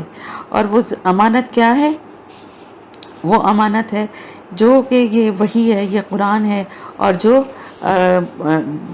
دنیا میں امامت کی ذمہ داری اس قرآن کے ذریعے دی گئی ہے، وہ اور انسان نے اسے اٹھا لیا۔ یقیناً وہ بڑا ظالم اور بڑا نادان تھا۔ تاکہ اللہ عذاب دے منافق مردوں اور منافق عورتوں کو، اور مشرک مردوں اور مشرک عورتوں کو، یعنی پہلے انعام کن کے لیے تھا؟ مسلمان مرد اور مسلمان عورتوں کو، اور مومن مرد اور مومن عورتوں کے لیے وہ انعامات تھے، اور اب یہاں پر عذاب ہے۔ کس کے لیے؟ منافق مرد اور منافق عورتوں کے لیے، مشرک مرد اور مشرک عورتوں کے لیے۔ وہ یتوب اللہ علی المؤمنین والمؤمنات، اور اللہ رحمت کے ساتھ توجہ فرماتا ہے، توبہ قبول کرتا ہے مومن مردوں اور مومن عورتوں سے۔ وکان اللہ غفور رحیم، اور یقیناً اللہ بہت بخشنے والا، نہایت رحم کرنے والا ہے۔ تو سورہ سبا شروع ہو رہی ہے۔ الحمدللہ الذی لہ ما فی السماوات و ما فی الارض، تمام حمد اور تمام شکر اس اللہ کے لیے جس کی ملکیت میں ہے ہر وہ شے جو آسمانوں اور زمین میں ہے، اور آخرت میں بھی اسی کے لیے حمد ہوگی، اور وہ کمال حکمت والا ہے، ہر چیز سے باخبر ہے۔ وہ جانتا ہے جو کچھ زمین میں داخل ہوتا ہے، جو کچھ اس میں سے نکلتا ہے، اور جو کچھ آسمان سے نازل ہوتا ہے، جو کچھ اس میں چڑھتا ہے۔ یہ بھی ڈیٹیل ہے، ظاہر ہے پتہ ہے آپ کو، پانی کی شکل میں جو زمین میں داخل ہوتا ہے، یا بیج کی شکل میں، اور جو پودے بن کے نکلتا ہے، اور آسمان سے جو کچھ نازل ہوتا ہے، پھر جو اللہ کے کلام کی شکل میں، اور جو کچھ نیک اعمال کی شکل میں اوپر چڑھتا ہے، فرشتے لے کے جو اللہ کے احکامات کی تعمیل کے بعد جو لے کے جاتے ہیں لوگوں کے عمل اور ان کی رپورٹ، اور وہ نہایت رحم کرنے والا، بہت بخشنے والا۔ اور یہ کافر کہتے ہیں کہ ہم پر قیامت کبھی نہیں آئے گی۔ قل بلا وربی لتاتینکم عالم الغیب، اے نبی صلی اللہ علیہ وسلم آپ کہہ دیجئے کیوں نہیں، میرے رب کی قسم جو تمام غیب کو جاننے والا ہے، وہ تم پر ضرور آ کر رہے گی۔ اس سے پوشیدہ نہیں رہ سکتی ذرہ برابر بھی کوئی چیز، نہ آسمانوں میں نہ زمین میں، اور نہ کوئی اس سے چھوٹی اور نہ اس سے بڑی، مگر وہ ایک روشن کتاب میں لکھی ہوئی موجود ہے۔ اور یہ قیامت کیوں آئے گی؟ اس کا جواب اللہ پاک دے رہے ہیں کہ تاکہ وہ جزا دے ان لوگوں کو جو ایمان لائے اور جنہوں نے نیک عمل کیے، یعنی نیکیاں کرتے رہے دنیا میں، اب اس کا کوئی صلہ، کوئی جزا، کوئی انعام نہیں ملے گا ان کو۔ کیا؟ اولئک لہم مغفرۃ ورزق کریم، یہی وہ لوگ ہیں جن کے لیے آخرت میں مغفرت بھی ہوگی اور بہت باعزت رزق بھی ہوگا۔ اور وہ لوگ جو ہماری آیات کو شکست دینے کے لیے ہر وقت کوشش کرتے رہتے ہیں، ان کے لیے بدترین قسم کا دردناک عذاب ہے۔ اور تاکہ دیکھ لیں وہ لوگ جنہیں علم دیا گیا ہے کہ آپ پر جو چیز نازل کی گئی ہے آپ کے رب کی طرف سے وہ حق ہے۔ وَيَهْدِي إِلَى الصِّرَاطِ الْعَزِيزِ الْحَمِيدِ، اور وہ رہنمائی کرتی ہے نہایت زبردست، لائق حمد و تعریف، حمد و ثنا ہستی کے راستے کی طرف۔ اور وہ کافر کہتے ہیں کیا ہم تمہیں ایک ایسے شخص کے بارے میں بتائیں جو تمہیں یہ خبر دیتا ہے کہ جب تم مٹی میں مل کر بالکل ریزہ ریزہ ہو جاؤ گے تو پھر تمہیں از سر نو پیدا کیا جائے گا۔ افطرى علی اللہ کیسے کیسے جھوٹ باندھا ہے اللہ پر، ام بھی جنتن، کیا یا اسے جنون ہو گیا ہے۔ یعنی کبھی کہتے تھے جھوٹ گڑھ کے خود اللہ کی طرف منسوب کر رہے ہیں، کبھی کہتے تھے ان پر آسیب یا جن کا سایہ ہے۔ بل الذین لا یؤمنون بالآخرۃ فی العذاب والضلال البعید، بلکہ وہ لوگ جو آخرت پر ایمان نہیں رکھتے وہ عذاب میں اور دور کی گمراہی میں مبتلا ہیں۔ اب تو کیا انہوں نے دیکھا نہیں جو ان کے سامنے ہے اور جو ان کے پیچھے ہے آسمان اور زمین میں سے؟ کیا یہ لوگ اس کائنات کا مشاہدہ نہیں کرتے کہ ان کے سامنے کیا کچھ ہے؟ اور نہ ہی یہ جو کچھ اقوام کے جو واقعات ہیں جن کے اوپر تباہی اور عذاب اللہ کا ہے جو ان کے پیچھے ہیں، نہ اس پہ غور کرتے ہیں، نہ جو اللہ کی نشانیاں نظروں کے سامنے ان پہ غور کرتے ہیں۔ ان نشا نخسف بهم الارض، اگر ہم چاہیں تو انہیں زمین میں دھسا دیں، اور نسقط علیہم کسفا من السماء، یا ان پر آسمان کا کوئی ٹکڑا گرا دیں۔ ان فی ذلک لآیۃ لکل عبد منیب، یقیناً اس میں نشانی ہے اور اس بندے کے لیے جو اللہ کی طرف رجوع کرنے والا ہو۔ وَلَقَدْ آتَيْنَا دَاوُودَ مِنَّا فَضْلًا، اور ہم نے داؤد کو اپنی طرف سے خاص فضل عطا کیا تھا۔ ہم نے حکم دیا کہ اے پہاڑوں تم تسبیح کو دہراؤ اس کے ساتھ، اور پرندوں کو بھی یہی حکم دیا تھا۔ چنانچہ اللہ تعالیٰ نے پہاڑوں اور پرندوں کو یہ حکم دے رکھا تھا کہ جب حضرت داؤد علیہ السلام حمد و تسبیح کریں تو وہ بھی آپ کے ساتھ شامل ہو جائیں اور آپ کی آواز کے ساتھ آواز ملائیں۔ اور ہم نے اس کے لیے لوہے کو نرم کر دیا تھا کہ کشادہ زرہیں بناؤ اور کڑیاں ملانے میں ٹھیک ٹھیک اندازہ رکھو، یعنی ان کے لیے لوہے کو خصوصی طور پہ نرم بھی کر دیا گیا تھا اور زرہیں بنانے کا ہنر بھی سکھا دیا گیا تھا، ان کو سکھایا گیا تھا۔ اور تم سب نیک اعمال کرو، تم جو کچھ کر رہے ہو میں یقیناً اسے دیکھ رہا ہوں۔ اور سلیمان کے لیے ہوا کو مسخر کر دیا تھا، اس کا صبح کو چلنا بھی 1 ماہ اور اس کا شام کو چلنا بھی 1 ماہ کا سفر تھا، یعنی حضرت سلیمان علیہ السلام جہاں جانا چاہتے تیز ہوا آپ کے تخت کو اڑا کر وہاں پہنچا دیتی، اور جو فاصلہ اس زمانے کے لوگ جو وہاں پہ اس وقت جو سواریاں تھیں ان کے ذریعے 1 ماہ میں طے کرتے تھے، حضرت سلیمان وہ فاصلہ ہوا کے ذریعے 1 صبح یا 1 شام میں طے کر لیتے۔ اور ہم نے اس کے لیے پگھلے ہوئے تانبے کا چشمہ جاری کر دیا تھا، اور کچھ جن بھی اس کے تابع کر دیے تھے جو اس کے سامنے کام کرتے تھے اس کے رب کے حکم سے، اور ان میں سے جو کوئی بھی ہمارے حکم سے سرتابی کرتا اسے ہم جلا دینے والا عذاب چکھاتے تھے۔ اور وہ کیا کام کرتے تھے؟ یعملون لہ ما یشاء من محارب و تماثیل، اور وہ بناتے تھے اس کے لیے جو وہ چاہتا تھا، بڑی بڑی عمارتیں اور مجسمے۔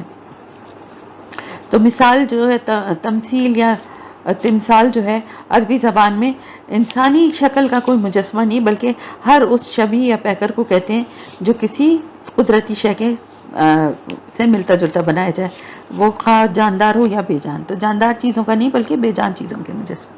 اور تالابوں کی مانند بڑے بڑے لگن اور بڑی بڑی دیگیں جو ایک جگہ مستقل پڑی رہتی تھی، یعنی وہ دیگیں اتنی بڑی تھیں کہ چولہوں کے اوپر ہی پڑی رہتی تھی، وہاں سے انہیں ہلایا بھی نہیں جا سکتا تھا۔ اعملوا آل داؤد شکرا، اے داؤد کے گھر والوں عمل کرو شکر ادا کرتے ہوئے۔ حضرت سلیمان چونکہ حضرت داؤد علیہ السلام کے بیٹے تھے، اس لیے ان کو آل داؤد کہہ کر مخاطب کیا گیا کہ آپ پر اللہ کی ان نعمتوں کا شکر لازم ہے۔ وَقَلِيلٌ مِّنْ عِبَادِيَ الشَّكُورُ، اور بہت کم ہے میرے بندوں میں سے جو شکر کرنے والے ہیں۔ پھر جب ہم نے اس پر موت طاری کر دی تو کسی نے ان کو اس کی موت سے آگاہ نہ کیا مگر زمین کے کیڑے نے، تاکلوا من ساعتہ، جو اس کے عصا کو کھاتا تھا، اس کے عصا کو کھاتا تھا۔ ہوا کیا تھا؟ ہوا یہ تھا کہ حضرت سلیمان علیہ السلام جنات کی نگرانی کے لیے اپنے عصا کے سہارے کھڑے تھے۔ یہ ہیکل سلیمان کی جو تعمیر ہوئی تھی وہ جنات نے کی تھی، تو وہ جو تھے عصا کے سہارے سے کھڑے ہوئے تھے کہ اللہ کے حکم سے آپ کی روح قبض کر لی گئی، لیکن آپ کا جسم مبارک اسی طرح کھڑا رہا، یہاں تک کہ کیا ہوا کہ دیمک نے آپ کی لاٹھی کو کھانا شروع کر دیا اور کھا کے کھوکھلا کر دیا۔ اس دوران جنات آپ کی موت سے بے خبر اپنے کام میں مصروف رہے، وہ یہی سمجھتے رہے کہ آپ کھڑے ہوئے ان کی نگرانی کر رہے ہیں۔ فلما خر تبینت الجن ان لو كانوا يعلمون الغیب ما لبثوا فی العذاب المہین، پھر جب وہ گر پڑا تو جنوں پہ واضح ہو گیا۔ اب اس سے یہ بھی بات اللہ تعالیٰ فرما رہے ہیں کہ اگر وہ غیب جانتے ہوتے تو اس ذلت کے عذاب میں نہ پڑے رہتے، یعنی ذلت کا عذاب کیا تھا کہ ان کو غلاموں کی طرح حضرت سلیمان علیہ السلام کے قبضے میں تھے نا، وہ اللہ نے کر دیا تھا، مسخر کر دیا تھا کہ وہ ان کے حکم کے پابند تھے اور ان کے حکم پر وہ تعمیر کر رہے تھے، کام کر رہے تھے، لگے ہوئے تھے غلاموں کی طرح۔ اگر پتہ چل جاتا تو وہ تو کب کا چھوڑ چھاڑ کے بھاگ جاتے، لیکن جب وہ گرے یعنی ایسا کھوکھلا ہو گیا اور وہ گرا اور وہ بھی گرے تو ان کو پتہ چلا کہ وہ ختم ہو چکے۔ تو غیب کا علم جنوں کو بھی نہیں پتا ہوتا۔ اس طرح لقد کان لسبأ فی مسکنہم آیہ، اسی طرح قوم سبا کے لیے بھی ان کے مسکن میں ایک نشانی موجود تھی۔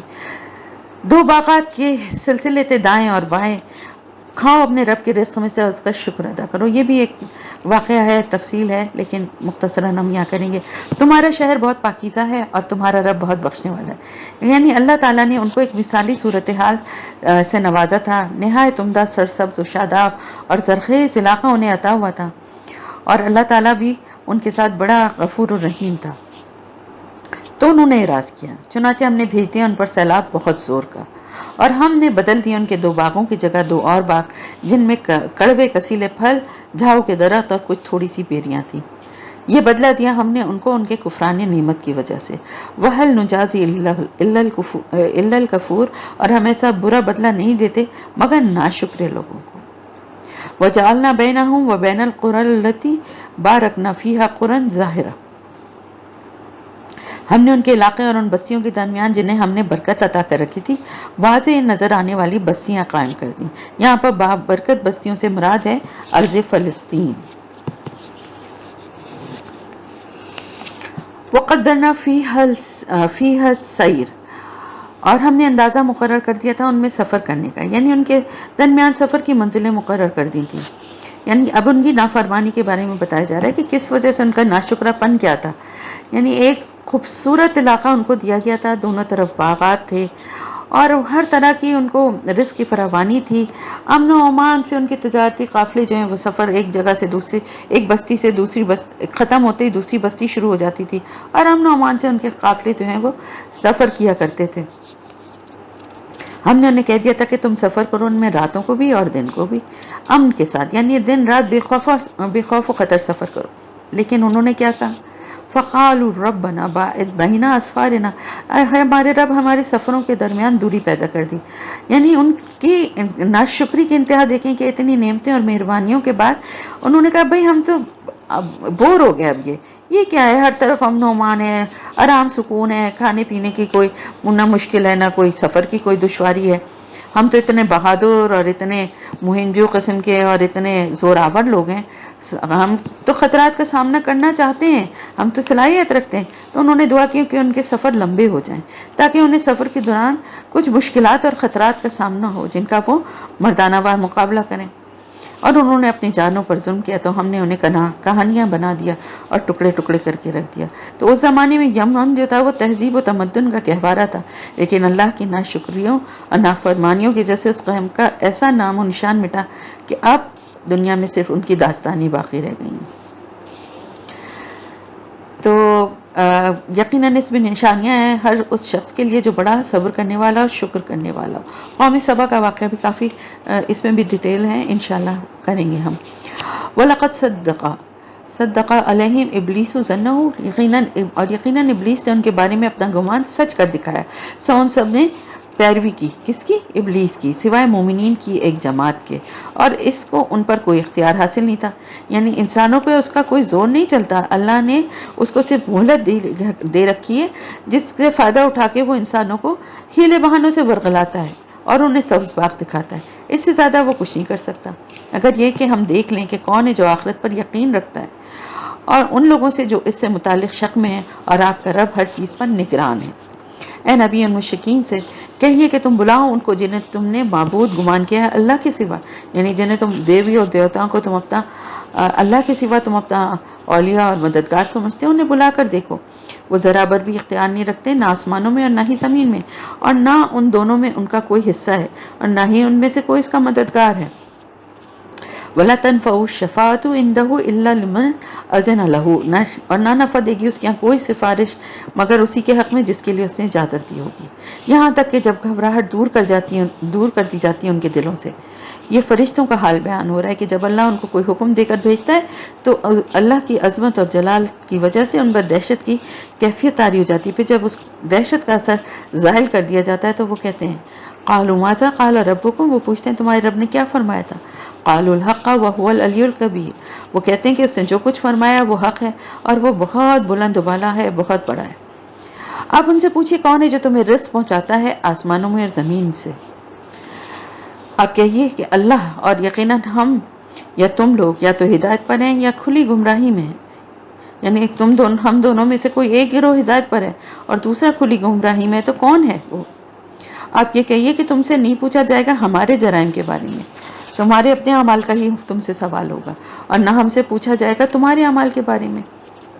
آپ کہہ دیجئے کہ ہمارا رب ہم سب کو ایک دن جمع کرے گا، پھر وہ فیصلہ کر دے گا ہمارے درمیان حق کے ساتھ، اور وہ خوب فیصلہ کرنے والا ہے اور خوب جاننے والا ہے۔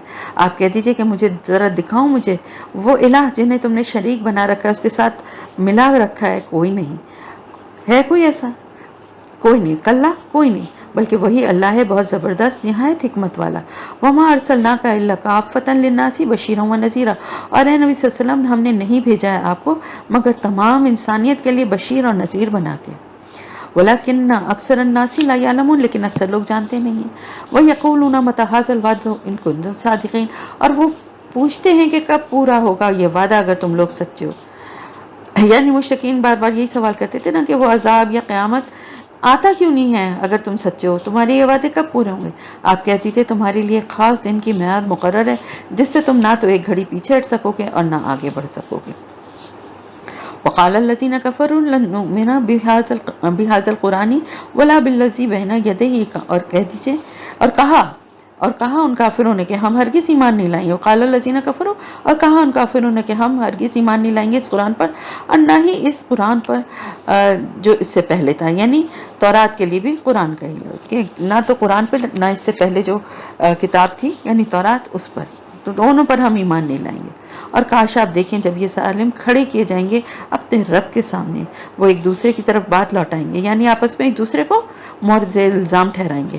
یقول الذین استضعفوا للذین استکبروا لولا انتم لکنا مؤمنین، جو لوگ کمزور تھے وہ ان سے کہیں گے جو بڑے بنے ہوئے تھے اگر تم لوگ نہ ہوتے تو ہم ضرور مومن ہوتے۔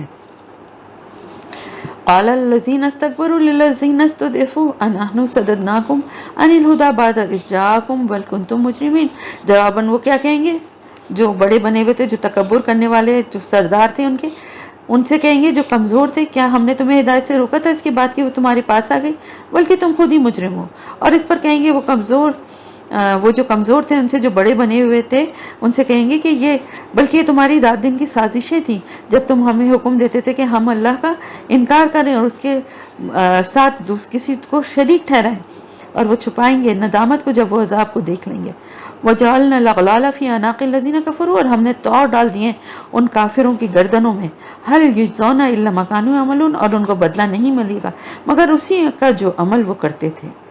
وَمَا أَرْسَلْنَا فِي قَرْيَةٍ مِّن نَذِيرٍ إِلَّا قَالَ مُتْرَفُوهَا إِنَّا بِمَا أُرْسِلْتُم بِهِ كَافِرُونَ، اور ہم نے نہیں بھیجا کسی بھی بستی میں کوئی خبردار کرنے والا مگر ہمیشہ ایسا ہوا کہ اس کے جو خوشحال لوگ تھے انہوں نے کہا جو چیز آپ دے کر بھیجے گئے ہیں ہم اس کے منکر ہیں، اور انہوں نے کہا کہ ہم مال میں اور اولاد میں بڑھ کر ہیں اور ہمیں عذاب نہیں دیا جائے گا۔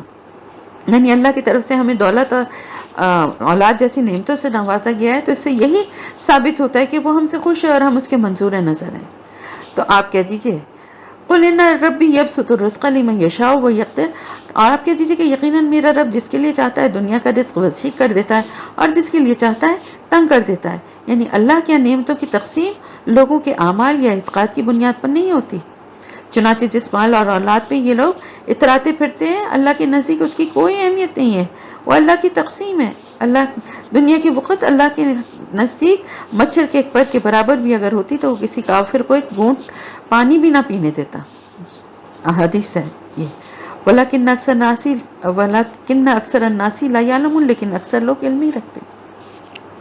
اکثر لوگ اللہ کی اس تقسیم کے فلسفے کے بارے میں علم ہی نہیں رکھتے، وہ یہ بات نہیں سمجھتے کہ رزق کی کمی یا زیادتی کا تعلق کسی انسان کے اللہ کے ہاں محبوب یا مقبول ہونے سے نہیں۔ اور دیکھو تمہارے مال اور تمہاری اولاد ایسی چیزیں نہیں ہیں کہ وہ تمہیں مرتبے میں ہمارا مقرب بنا دیں، ہمارے نزدیک کر دیں، سوائے اس شخص کے جو ایمان لایا اور اس نے نیک عمل کیے۔ فَأُولَٰئِکَ لَهُمْ جَزَاءُ الضِّعْفِ بِمَا عَمِلُوا وَهُمْ فِي الْغُرَفَاتِ آمِنُونَ، تو ایسے لوگوں کے لیے ان کے اعمال کا دگنا اجر ہے اور وہ بالا خانوں میں امن سے رہیں گے۔ اور وہ لوگ جو کوششیں کر رہے ہیں ہماری آیات کو ناکام کرنے کی، وہی لوگ عذاب میں حاضر کیے جائیں گے۔ قُلْ إِنَّ رَبِّي يَبْسُطُ الرِّزْقَ لِمَن يَشَاءُ مِنْ عِبَادِهِ وَيَقْدِرُ لَهُ، اور نبی صلی اللہ علیہ وسلم آپ کہہ دیجئے کہ یقیناً میرا رب کشادہ کرتا ہے رزق جس کے لیے چاہتا ہے اپنے بندوں میں سے، اور جسے چاہتا ہے اس کے لیے تنگ کر دیتا ہے، اور جو کچھ بھی تم لوگ خرچ کرتے ہو تو وہ اسے لوٹا دیتا ہے۔ یعنی اللہ کی رضا کے لیے جو مال خرچ کیا جاتا ہے ایک تو اس کا اجر آخرت میں ملے گا جو 10 گنا سے 700 گنا تک ہوگا، بلکہ قرآن میں اس سے بھی زیادہ کی بشارت ہے۔ اس کے علاوہ اللہ تعالیٰ دنیا میں بھی اس کا بدل عطا فرماتا ہے۔ چنانچہ اللہ کے راستے میں خرچ کرتے ہوئے انسان کو تنگ دل نہیں ہونا چاہیے اور دل میں یقین رکھنا چاہیے کہ اللہ اس دنیا میں بھی اس کا بہتر اجر دے گا۔ اللہ تعالیٰ ان لوگوں کے لیے رزق کے نئے نئے مواقع فراہم کرتا ہے اور وسائل میں خصوصی برکتیں نازل فرماتا ہے۔ وہ ہوا خیر الرازقین، اور وہ بہترین رزق دینے والا ہے۔ اور جس دن وہ جمع کرے گا ان سب کو، پھر فرشتوں سے فرمائے گا کہ کیا یہ لوگ تمہاری پوجا کرتے تھے؟ قالوا سبحانک انت ولینا من دونہم، وہ کہیں گے تو پاک ہے، تو ہمارا ولی ہے ان کے سوا، یعنی ہمارا آقا اور مالک تو ہی ہے، ان سے ہمارا کوئی سروکار نہیں ہے۔ بل کانوا یعبدون الجن اکثرهم بهم مومنون، بلکہ یہ لوگ جنات کی عبادت کیا کرتے تھے، ان کی اکثریت انہی پر ایمان رکھتی تھی۔ تو آج کے دن تم میں سے کوئی کسی دوسرے کے لیے کچھ اختیار نہیں رکھتا، نہ نفع کا اور نہ نقصان کا۔ وَنَقُولُ لِلَّذِينَ ظَلَمُوا ذُوقُوا عَذَابَ النَّارِ الَّتِي كُنتُم بِهَا تُكَذِّبُونَ، اور ہم کہیں گے ان ظالموں سے کہ اب چکھو اس آگ کے عذاب کا مزہ جسے تم جھٹلایا کرتے تھے۔ اور جب انہیں پڑھ کر سنائی جاتی ہیں ہماری روشن آیات، تو وہ آپس میں ایک دوسرے سے کہتے ہیں کہ یہ شخص تو بس یہی چاہتا ہے کہ تم کو ان سے روک دے جن کی عبادت تمہارے باپ دادا یا تمہارے آباء و اجداد کیا کرتے تھے۔ وَقَالُوا مَا هَٰذَا إِلَّا إِفْكٌ مُفْتَرًى، اور وہ یہ بھی کہتے ہیں کہ یہ کچھ بھی نہیں ہے مگر یہ گھڑا ہوا جھوٹ ہے۔ یعنی یہ قرآن جسے محمد صلی اللہ علیہ وسلم جو ہیں وحی کے نام سے پیش کر رہے ہیں، وہ تو ان کا اپنا ہی کلام ہے گڑھا ہوا۔ اور ان کافروں نے حق کے بارے میں جبکہ یہ ان کے پاس آ گیا کہا کہ یہ کچھ بھی نہیں ہے مگر یہ کھلا ہوا جادو ہے، اور ہم نے انہیں ایسی کوئی کتابیں نہیں دی جن میں یہ پڑھتے ہوں، یعنی ایسی کوئی کتاب، اللہ تعالیٰ فرمانے ہم نے تو ایسی کوئی کتاب نازل نہیں کی جس میں لکھا ہو کہ لات اور منات اور عزا وغیرہ کو ہم نے کچھ خصوصی اختیارات دیے ہوئے ہیں۔ اگر ان کے پاس کوئی ایسی دعووں کی کوئی سند ہے تو پیش کریں۔ وما ارسلنا الیہم قبلک من نذیر، نہ ہی ہم نے آپ سے پہلے ان کی طرف کوئی خبردار کرنے والا بھیجا۔ وکذب الذین من قبلہم، اور ان لوگوں نے بھی جھٹلایا تھا جو ان سے پہلے تھے۔ وما بلغوا معشار ما آتیناہم، اور تو یہ اس کے 10ویں حصے کو بھی نہیں پہنچے جو ہم نے انہیں دے رکھا تھا۔ مطلب پچھلی قوموں کو جو اللہ پاک نے دیا ہوا تھا، جو شان و شوکت اور جو ان کو یعنی خوشحالی اور جو جسامت میں جو ان کو قوت، اور وہ سارے ان جیسی تو قریش مکہ کو اس کا تو عشر عشیر بھی حاصل نہیں۔ فکذبوا رسلی فکیف کان نکیر، تو انہوں نے میرے رسولوں کو جھٹلایا تو کیسی رہی ان کے لیے میری پکڑ۔ قل انما اعظکم بواحدہ، اے نبی صلی اللہ علیہ وسلم آپ کہہ دیجئے کہ میں تمہیں بس ایک بات کی نصیحت کرتا ہوں، یہ کہ تم کھڑے ہو جاؤ اللہ کے لیے دو ہو کر یا اکیلے اکیلے، پھر غور کرو۔ یعنی کسی وقت تم دو آدمی یا اکیلا بھی کوئی آدمی ہو تو کچھ دیر کے لیے اپنی توجہ جو ہے وہ ایسا مرتکز کرے کہ اللہ کو اپنے سامنے تصور کرے، پھر غور و فکر کرے۔ اگر تم اس انداز میں سنجیدگی سے غور کرو گے تو حقیقت ضرور تم پر واضح ہو جائے گی کہ تمہارے ساتھی کو جنون کا کوئی عارضہ نہیں ہے۔ یعنی تمہیں خود جب غور و فکر کرو گے تو اندازہ ہوگا کہ اگر کسی شخص پر جنون یا آسیب کے اثرات ہوں تو کچھ تو اس کے اثرات نظر آتے ہیں نا۔ تو آپ صلی اللہ علیہ وسلم کی زندگی، گزشتہ زندگی بھی اور ابھی جو آپ کے روز و شب ہیں، یہ ان پر غور کرو، آپ کی بات چیت پر، آپ کے اخلاق اور معاملات کا جائزہ لو۔ کیا تمہیں کسی بھی پہلو سے ان میں جنون کے کچھ آثار نظر آتے ہیں؟ کیا آسیب زدہ لوگوں کے اقوال اور افعال اور معلومات زندگی اسی طرح کے ہوتے ہیں جیسے کہ آپ صلی اللہ علیہ وسلم کے ہیں؟ اتنے ہی مثالی، اتنے ہی اچھے اور اتنا ہی اچھا اخلاق اور اتنی بات چیت کرنے کا جو طریقہ ہے اسی طرح کا ہوتا ہے کیا؟ وہ نہیں ہے مگر تمہارے لیے ایک خبردار کرنے والے، ایک سخت عذاب کے آنے سے پہلے۔ آپ کہہ دیجئے کہ اگر میں نے تم سے کچھ اجرت مانگی ہو تو وہ تمہارے ہی لیے، یعنی آپ صلی اللہ علیہ وسلم نے اس طرح یہ بات کہی کہ بھائی آج تک تم سے کوئی اجرت مانگی ہے؟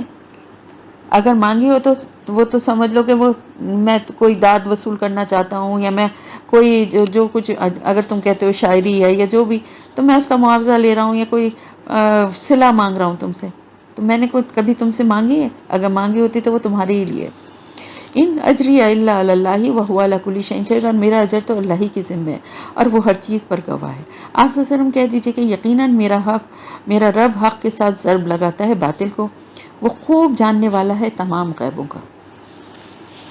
قل جاء الحق، آپ کہہ دیجئے کہ حق آ گیا ہے، یعنی آپ اعلان کر دیجئے کہ حق کا بول بالا ہونے کا وقت آ گیا ہے، اور باطل نہ تو کسی چیز کی ابتدا کر سکتا ہے اور نہ ہی اعادہ کر سکتا ہے، اعادہ بھی نہیں کر سکتا، شروع بھی نہیں کر سکتا، اور لوٹا کے دوبارہ لا بھی نہیں سکتا۔ آپ ان سے یہ بھی کہہ دیجئے کہ اگر میں بہک گیا ہوں تو اس کا وبال میرے ہی اوپر آئے گا نا، تمہیں کیا فکر ہے؟ اور اگر میں ہدایت پر ہوں تو یہ اس وحی کے طفیل ہے جو میرا رب میری طرف کرتا ہے، یقیناً وہ خوب سننے والا ہے، بہت قریب ہے۔ ولا ترا اس فض او فلافوت، اور کاش آپ دیکھیں جب وہ گھبرائے ہوئے ہوں گے تب بچ نکلنا ممکن نہیں ہوگا۔ تو یہ کیفیت ہے قیامت کے وقت کی، جو زلزلہ آئے گا اس وقت کی گھبراہٹ کی بات ہے۔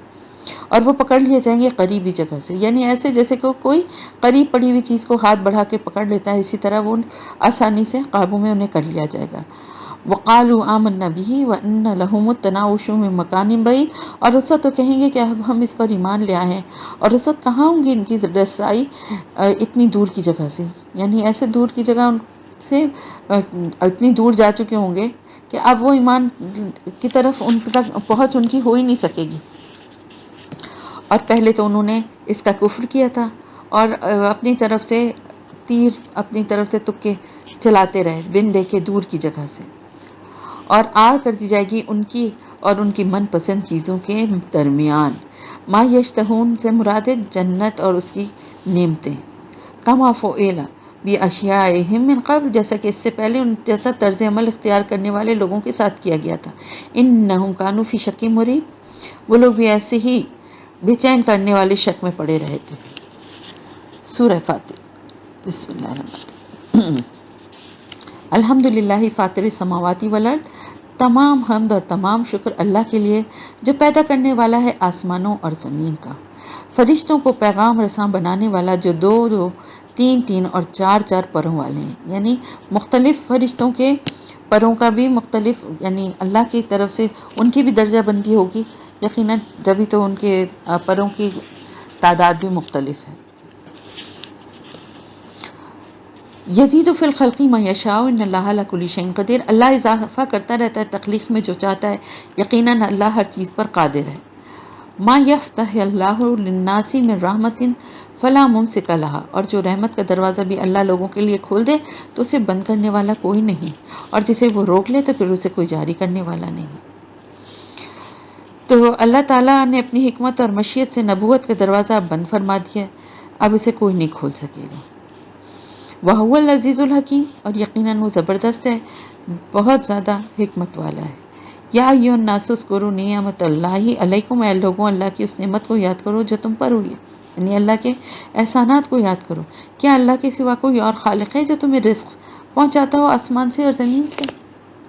لا الہ الا ہوا فانا تؤفکون، نہیں ہے کوئی معبود سوا اس کے تو تم کہاں سے الٹے پھرائے جاتے ہو۔ وَإِن يُكَذِّبْكَ فَقَدْ كُذِّبَتْ رُسُلٌ مِّن قَبْلِكَ، اور اے نبی صلی اللہ علیہ وسلم اگر یہ لوگ آپ کو جھٹلا رہے ہیں تو آپ سے پہلے بھی بہت سے رسولوں کو جھٹلایا گیا ہے، اور بالآخر تمام معاملات اللہ ہی کی طرف لوٹا دیے جائیں گے۔ اے لوگوں، اللہ کا وعدہ سچا ہے، دیکھو دنیا کی زندگی تمہیں دھوکے میں نہ ڈال دے۔ وَلَا يَغُرَّنَّكُم بِاللَّهِ الْغَرُورُ، اور نہ ہی تمہیں دھوکے میں ڈال دے اللہ کے بارے میں وہ بڑا دھوکے باز۔ کون ہے وہ بڑا دھوکے باز؟ شیطان۔ ان الشیطان لکم عدو فاتخذوہ عدوا، یقیناً شیطان تمہارا دشمن ہے، لہذا تم بھی اس کو دشمن ہی سمجھو۔ یہ تو بلاتا ہے اپنے ہی گروہ کے لوگوں کو تاکہ وہ جہنم والوں میں سے ہو جائیں، یعنی جو اس کا ساتھ دیتے ہیں وہ اس کے گروہ والے ہو گئے، اور وہ کیوں بہکاتا ہے کہ اپنے ساتھ ان کو بھی جہنم میں لے جائے۔ الذین کفروا لہم عذاب شدید، اور وہ لوگ جو کفر کی روش اختیار کریں گے ان کے لیے بہت سخت عذاب ہے۔ والذین آمنوا وعملوا الصالحات لہم مغفرۃ واجر کبیر، اور جو لوگ ایمان لائیں گے اور نیک عمل کریں گے ان کے لیے مغفرت ہے اور بہت بڑا اجر ہے۔ تو کیا وہ شخص جس کے لیے مزین کر دی گئی ہو اس کے عمل کی برائی اور وہ اسے اچھا سمجھ رہا ہو ہدایت پا سکتا ہے؟ فَإِنَّ اللَّهَ يُضِلُّ مَن يَشَاءُ وَيَهْدِي مَن يَشَاءُ، تو اللہ گمراہ کر دیتا ہے جس کو چاہتا ہے اور ہدایت دیتا ہے جس کو چاہتا ہے۔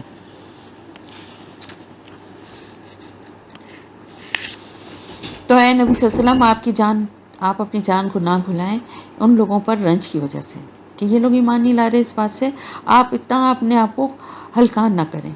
ان اللہ علیم بما یصنعون، یقیناً اللہ خوب جاننے والا ہے جو کچھ یہ لوگ کر رہے ہیں، اور اللہ ہی ہے جو ہواؤں کو بھیجتا ہے پھر وہ اٹھا لیتی ہیں بادلوں کو، پھر ہم ہانک دیتے ہیں اس بادل کو ایک مردہ زمین کی طرف۔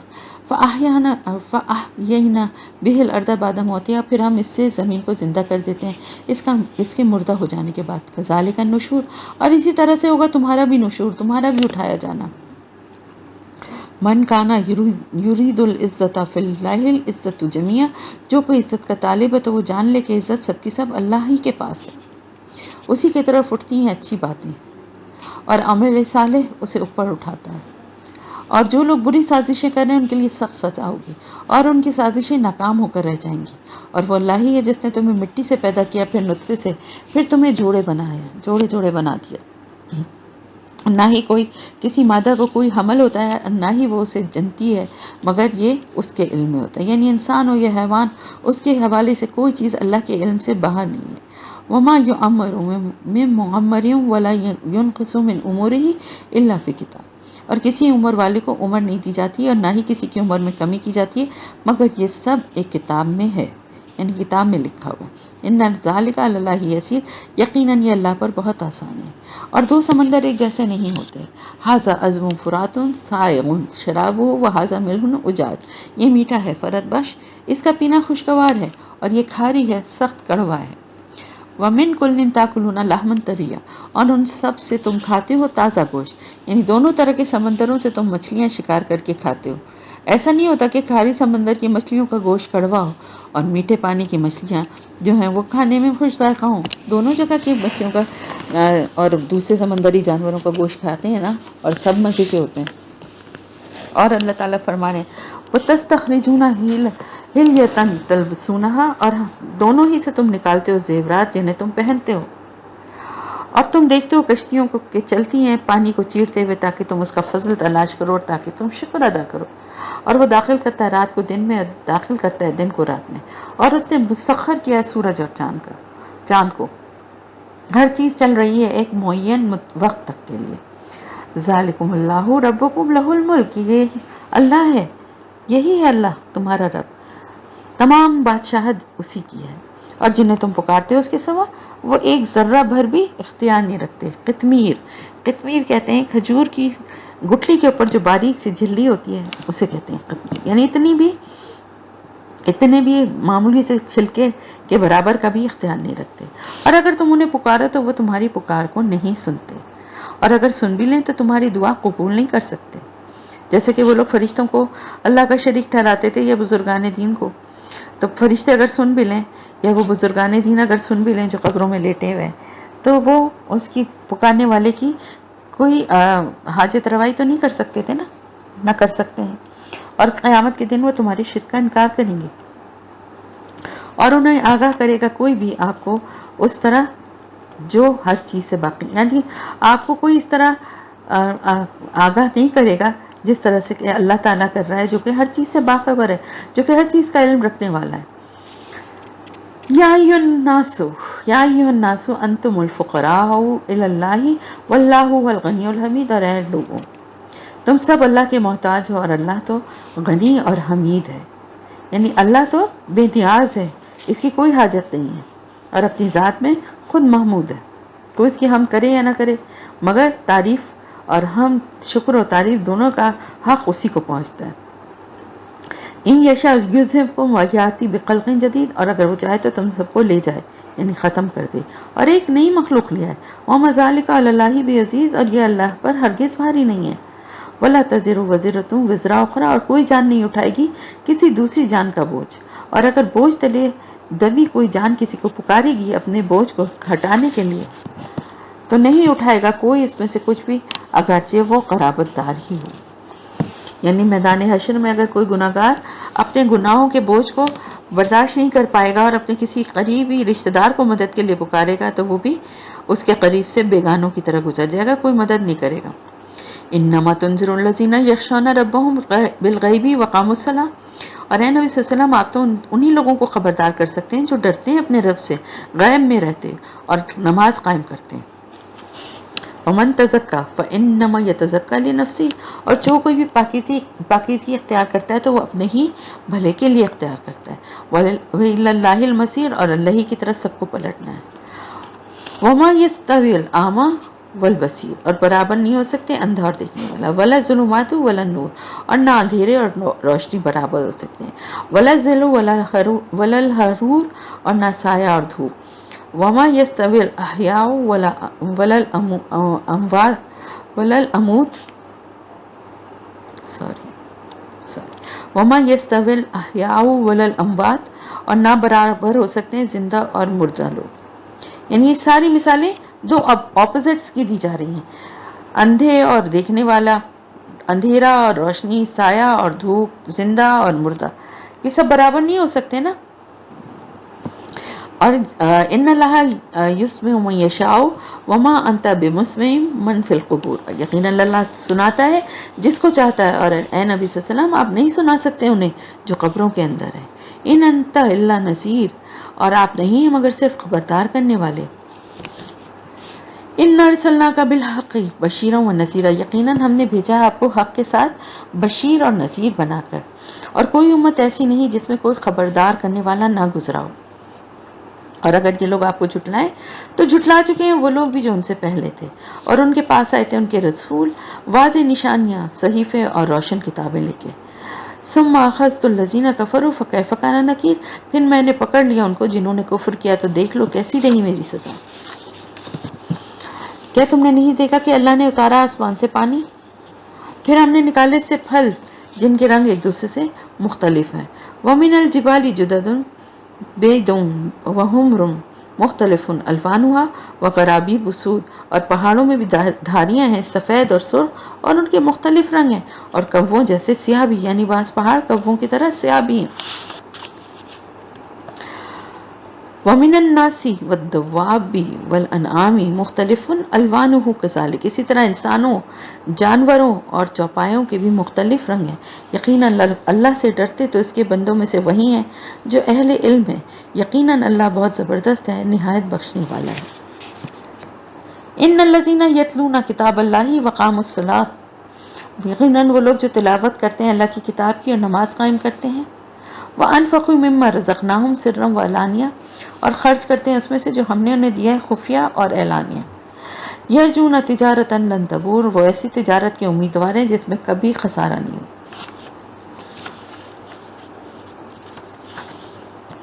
تاکہ اللہ ان کو ان کے اعمال کے بھرپور اجر دے اور اپنے فضل سے انہیں مزید عطا کرے، یقیناً وہ بہت بخشنے والا بہت قدردان ہے. اور اے نبی صلی اللہ علیہ وسلم ہم نے جو وحی بھیجی آپ کی طرف کتاب میں سے وہی حق ہے، تصدیق کرتے ہوئے آئی ہے اس کتاب کی جو اس سے پہلے موجود ہے. ان اللہ بعبادہ لخبیر بصیر، یقیناً اللہ اپنے بندوں سے خوب باخبر ہے اور انہیں دیکھنے والا ہے. پھر ہم نے کتاب کا وارث بنایا ان لوگوں کو جنہیں ہم نے اپنے بندوں میں سے چن لیا. فَمِنْهُمْ ظَالِمٌ لِنَفْسِهِ، تو ان میں سے کچھ اپنی جانوں پر ظلم کرنے والے ہیں. یعنی یہ وہ لوگ ہیں جو قرآن کو اللہ کی کتاب اور محمد صلی اللہ علیہ وسلم کو اللہ کا رسول تو مانتے ہیں، مگر عملاً کتاب اللہ اور سنت رسول صلی اللہ علیہ وسلم کی پیروی میں کوتاہی کے مرتکب ہوتے ہیں. اب یہاں پہ 3 کیٹیگریز بتائی گئی. ایک تو وہ ہیں جو کہ اپنی جانوں پر ظلم کرنے والے ہیں، یعنی اللہ اور اس کی کتاب کو اس کے رسول کو مانتے ہیں لیکن عمل نہیں کرتے کسی بھی طرح سے، نہ کتاب پہ نہ سنت پہ. وَمِنْهُمْ مُقْتَصِدٌ، اور ان میں کچھ درمیانی راہ پر چلنے والے ہیں، یعنی وہ لوگ ہیں جو نیکی بھی کرتے ہیں اور ان سے گناہ بھی ہو جاتے ہیں، برائی سرزد ہو جاتی ہے، تو انہوں نے اچھے اور برے اعمال کو ملا دیا، گڈ مٹ کر دیا. تیسرے ہیں وَمِنْهُمْ سَابِقٌ بِالْخَيْرَاتِ بِإِذْنِ اللَّهِ، اور ان میں سے کچھ نیکیوں میں سبقت لے جانے والے ہیں اللہ کی توفیق سے. یعنی تینوں طرح کے لوگ ہیں. ذالک هو الفضل الکبیر، یہی بہت بڑی فضیلت ہے. جنات عدن یدخلونها، ان کے لیے باغات ہوں گے رہنے کے جن میں وہ داخل ہوں گے، اور وہ باغات ہمیشگی کے ہوں گے. عدن، اور ان میں نہیں پہنا جائیں، ان میں انہیں پہنائے جائیں یحلون فیہا من اساور من ذہب ولؤلؤ ولباسہم فیہا حریر، اور ان میں انہیں پہنائے جائیں گے سونے کے کنگن اور موتی، اور ان میں ان کا لباس ریشم ہوگا، یعنی وہاں جنت میں جا کے. وقالوا الحمد للہ الذی اذھب عنا الحزن، اور وہ جب داخل ہوں گے یعنی جنت میں جب داخل ہوں گے تو کہیں گے تمام حمد اور تمام شکر اس اللہ کے لیے جس نے ہم سے غم کو دور کر دیا. ان ربنا لغفور شکور، یقیناً ہمارا رب بہت بخشنے والا اور بہت قدر افزائی کرنے والا ہے. شکور جب لوگوں کے لیے آتا ہے میں بتا چکی ہوں شکر گزاری، اور جب اللہ کے لیے آتا ہے تو قدر افزائی یا قدردانی، ٹھیک ہے، جس سے ہمیشہ آباد رہنے والے گھر میں لا اتارے اپنے خاص فضل سے۔ لا یمسنا فیہا نصب ولا یمسنا فیہا لغوب، اور ہمیں اس میں نہ تو کوئی مشقت جھیلنی پڑے گی، نہ ہی ہمیں اس میں کوئی تکان ہوگی۔ والذین کفروا لہم نار جہنم، اس کے برعکس جن لوگوں نے کفر کیا ہے ان کے لیے جہنم کی آگ ہوگی، نہ تو ان کا قصہ چھپایا جائے گا کہ وہ مر جائیں، اور نہ ہی ان کے لیے اس کے عذاب میں تخفیف کی جائے گی۔ کذالک نجزی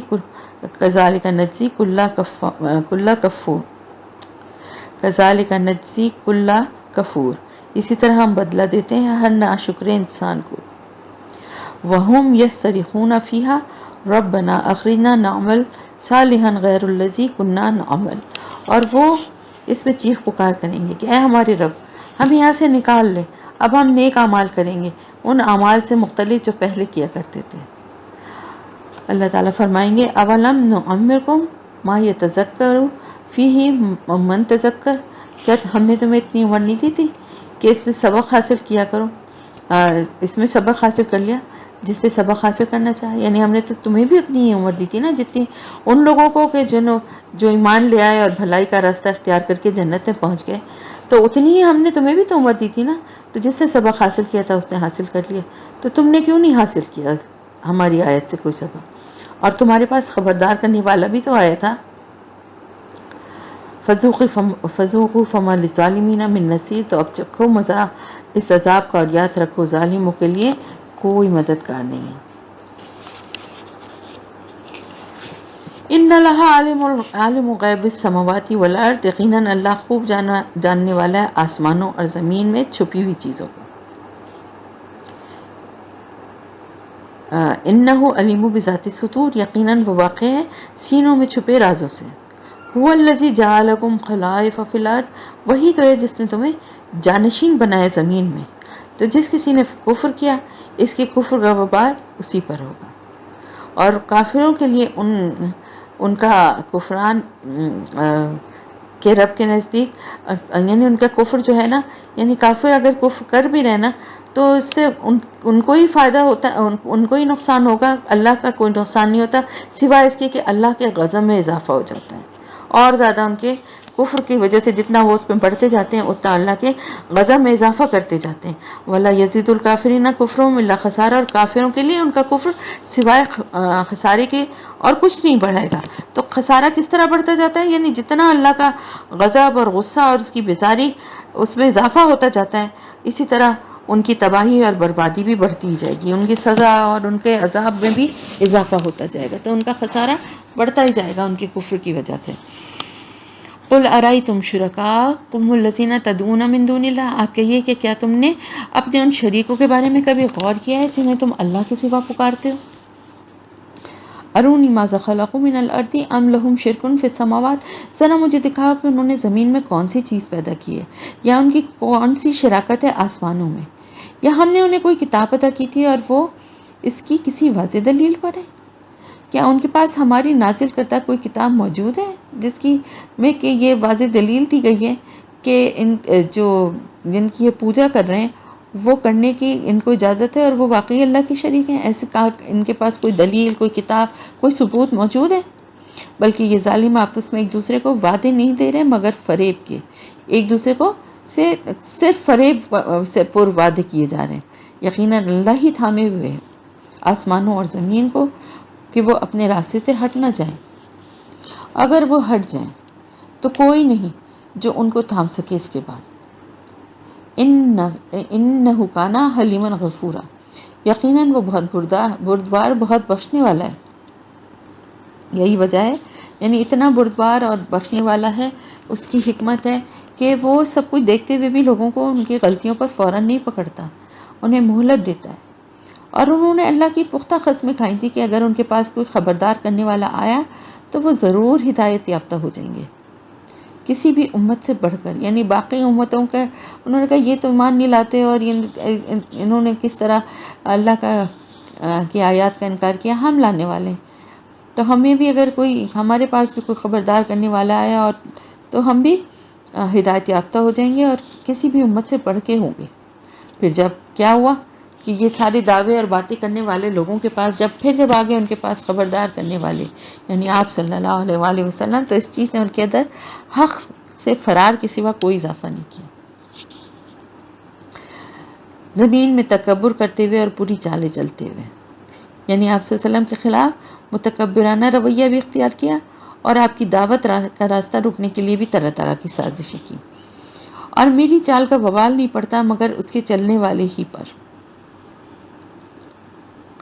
فَهَلْ يَنْظُرُونَ إِلَّا سُنَّتَ الْأَوَّلِينَ، تو وہ کس چیز کے انتظار میں سوائے پہلے والوں کے انجام کے؟ تو تم ہرگز نہیں پاؤ گے اللہ کے قانون میں کوئی تبدیلی، اور تم ہرگز نہیں پاؤ گے اللہ کے قانون کو رخ پھیرتے ہوئے۔ اولم یسیروا فی الارض فینظروا کیف کان عاقبۃ الذین من قبلہم، کیا یہ لوگ زمین میں چلتے پھرتے گھومتے پھرتے نہیں ہیں کہ یہ دیکھتے کیسا ہوا انجام ان کا جو ان سے پہلے تھے۔ وَكَانُوا أَشَدَّ مِنْهُمْ قُوَّةً، حالانکہ وہ قوت میں ان سے کہیں بڑھ کر تھے، اور اللہ کی شان ایسی نہیں کہ اسے کسی بھی چیز یا آسمانوں میں یا زمین میں عاجز کر سکے، کوئی چیز ایسی نہیں، سب اس کی تخلیق ہے، سب اس کے حکم کے پابند ہیں۔ إِنَّهُ كَانَ عَلِيمًا قَدِيرًا، یقیناً وہ ہر چیز کا علم رکھنے والا ہے، ہر چیز پر قادر ہے۔ اور اگر اللہ فوری گرفت کرتا لوگوں کی ان کے اعمال کے سبب، تو اس زمین پر کوئی جاندار بھی باقی نہ چھوڑتا، یعنی اگر صرف یہی کفر کی بنا پر ہی اللہ سب کو یہی سزا دینے لگے، سب کی یہی پکڑ دھکڑ شروع ہو جائے، تو زمین کی پشت پر یعنی زمین پر کوئی بھی جاندار جو ہے وہ باقی نہ چھوڑتا، لیکن وہ مؤخر کرتا رہتا ہے ان کو ایک وقت تک۔ یعنی اللہ تعالیٰ کا قاعدہ یہی ہے کہ وہ اتمام حجت کے طور پہ رسولوں کو اور پیغمبروں کو بھیجتا ہے، اور پھر بھی مہلت دیتا ہے کہ شاید یہ پلٹ آئیں، شاید کسی وقت رسولوں کی بات یا کتاب کی کوئی آیت ان کے دل پہ اثر کر جائے۔ پھر جب ان کا وقت معین آ جائے تو اللہ تعالیٰ اپنے بندوں کے حالات خود دیکھنے والا ہے، یعنی جب اللہ کی مشیت کے مطابق وہ طے شدہ وقت آ جائے گا، کسی بھی مجرم کی جو ہے وہ گرفت نہیں ہوگی، تو اسے اپنے ایک ایک جرم کا حساب دینا پڑے گا، کیونکہ ان کا کوئی بھی معاملہ اللہ کی نگاہ سے پوشیدہ نہیں ہے۔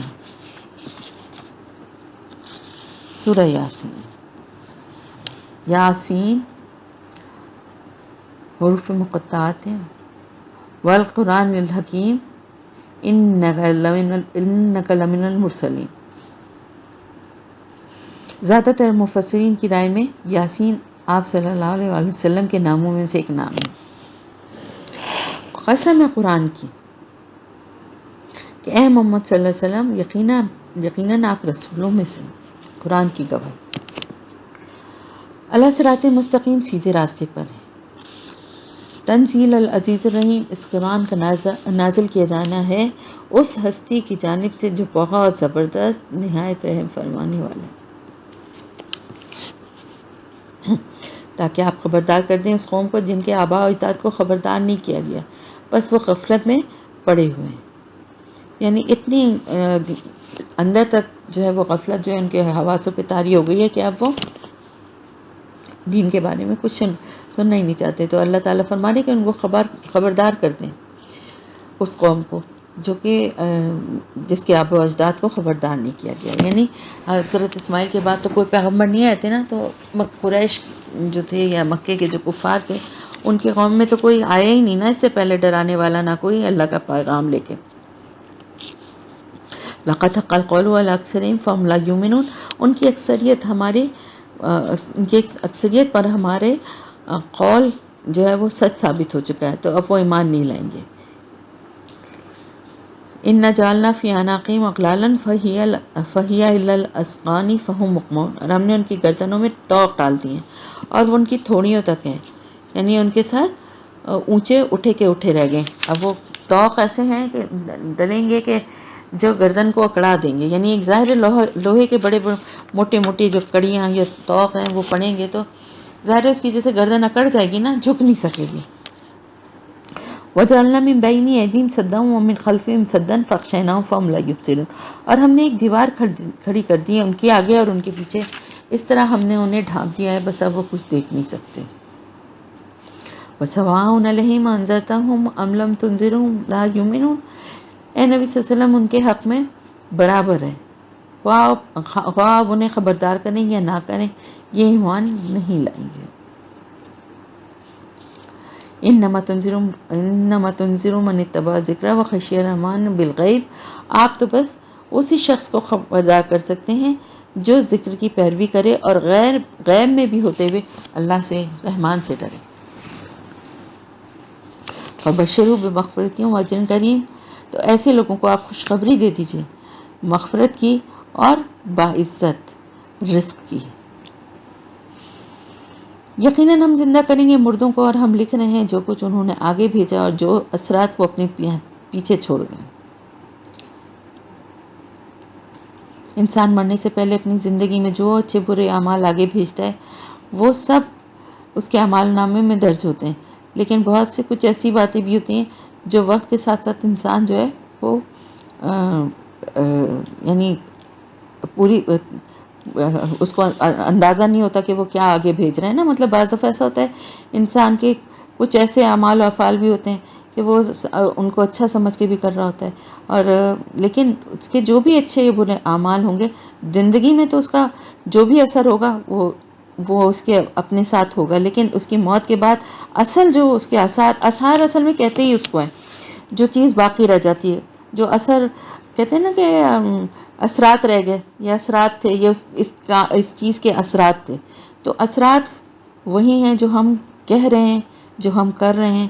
تو اللہ تعالیٰ جب مردوں کو زندہ کریں گے تو جو کچھ بھی آگے بھیجا گیا ہوگا اور جو اثرات وہ پیچھے چھوڑ گئے ہوں گے، تو آگے کیا گئے ہوں گے جو ان کی نیکیاں، جو ان کے عمل ہیں، اور پیچھے وہ نیکیاں، اثرات وہ ہیں، وہ نیکیاں ہیں جو پیچھے رہ گئی ہیں، اور وہ ان کا بدلہ جو یعنی دنیا میں ایک سلسلہ جو چل رہا ہے جو نیک عمل ہے، یعنی وہ علم بھی ہے یا کسی اچھے کام کی بنیاد ڈالی ہے، یا کوئی کسی مسجد کی تعمیر ہے جس میں نیک کام ہے، جیسے یا کوئی درخت.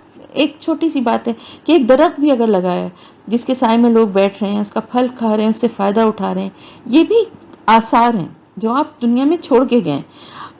بہت سی چیزیں تو آگے آپ کی ساتھ ساتھ چلی گئی نا، وہ ختم ہو گیا، لیکن جس سے دوسروں کو نفع پہنچتا ہے نا وہ آپ کے اثرات ہیں.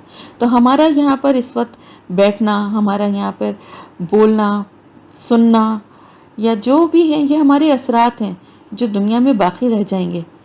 جو کچھ بتایا جا رہا ہے، جو کچھ آپ لوگ سن رہے ہیں، یہ میرے اثرات ہیں، اور آپ کے ذریعے یہ اثرات باقی آگے تک جائیں گے. تو اسی طرح آپ لوگ جو کچھ سیکھ رہے ہیں یا پڑھ رہے ہیں اس کو آگے جس تک پہنچائیں گے وہ آپ کے اثرات ہیں. یا اس کے علاوہ اور بھی جو نیک عمل یا جو کام کیے جا رہے ہیں جس سے کسی کا بھلا ہوتا ہے، وہ دنیا میں رہ جانے والی نیکیاں اثرات ہیں. تو اس کے لیے بہت بہت نا ہمیں فکر کرنی چاہیے کہ جو کچھ آگے بھیجیں اور جو اثرات ہیں، اثرات برے بھی ہوتے ہیں. کوئی ایسا گناہ کا کام یا کوئی ایسا کام کر کے جس کی ابتدا یا آغاز کر دیا، جیسے کہ قابیل نے قتل کیا، تو اب جب تک دنیا ہے قیامت تک جتنے لوگ بھی دنیا میں قتل ہوں گے اس کا ایک حصہ قابیل کو جائے گا. یہ اس کے اثرات ہیں. تو نیکی کے ساتھ ساتھ بدی کے بھی اثرات ہیں. تو کسی برے کام کی ابتدا کرنا یا کسی برے رسم کو ڈالنا یا کوئی بری چیز اسٹارٹ کر کے کوئی کام کو شروع کرنا، یا تو وہ چیزیں جو ہے نا وہ آپ کے برے اثرات ہوں گے. کسی گناہ یا بے حیائی کا کام کی بنیاد رکھتی، تو جب تک وہ کام چلتا رہے گا، جب تک وہ لوگ اس کے برے اثرات سے متاثر ہوتے رہیں گے، اس وقت تک آپ کے آثار باقی رہیں گے. تو اچھے نیکی کے کام ایسے کر کے جائیں جس کے آثار آپ کی نیکیوں کی شکل میں اس دنیا میں باقی رہیں. وَكُلَّ شَيْءٍ أَحْصَيْنَاهُ فِي إِمَامٍ مُبِينٍ. اور ہر چیز کا احاطہ ہم نے ایک واضح کتاب میں کر رکھا ہے. امام مبین سے مراد ہے جو ام الکتاب ہے، جو لوح محفوظ میں جو اللہ کا قدیم علم جو ہے، جس میں سب کچھ اللہ نے پہلے سے اللہ کے علم میں ہے اور سب کچھ موجود ہے، اس میں یہ آثار جو ہیں ہمارے اور ہمارے اعمال جو ہیں نا وہ سب کچھ اس میں لکھے ہوئے ہیں اور موجود رہیں گے.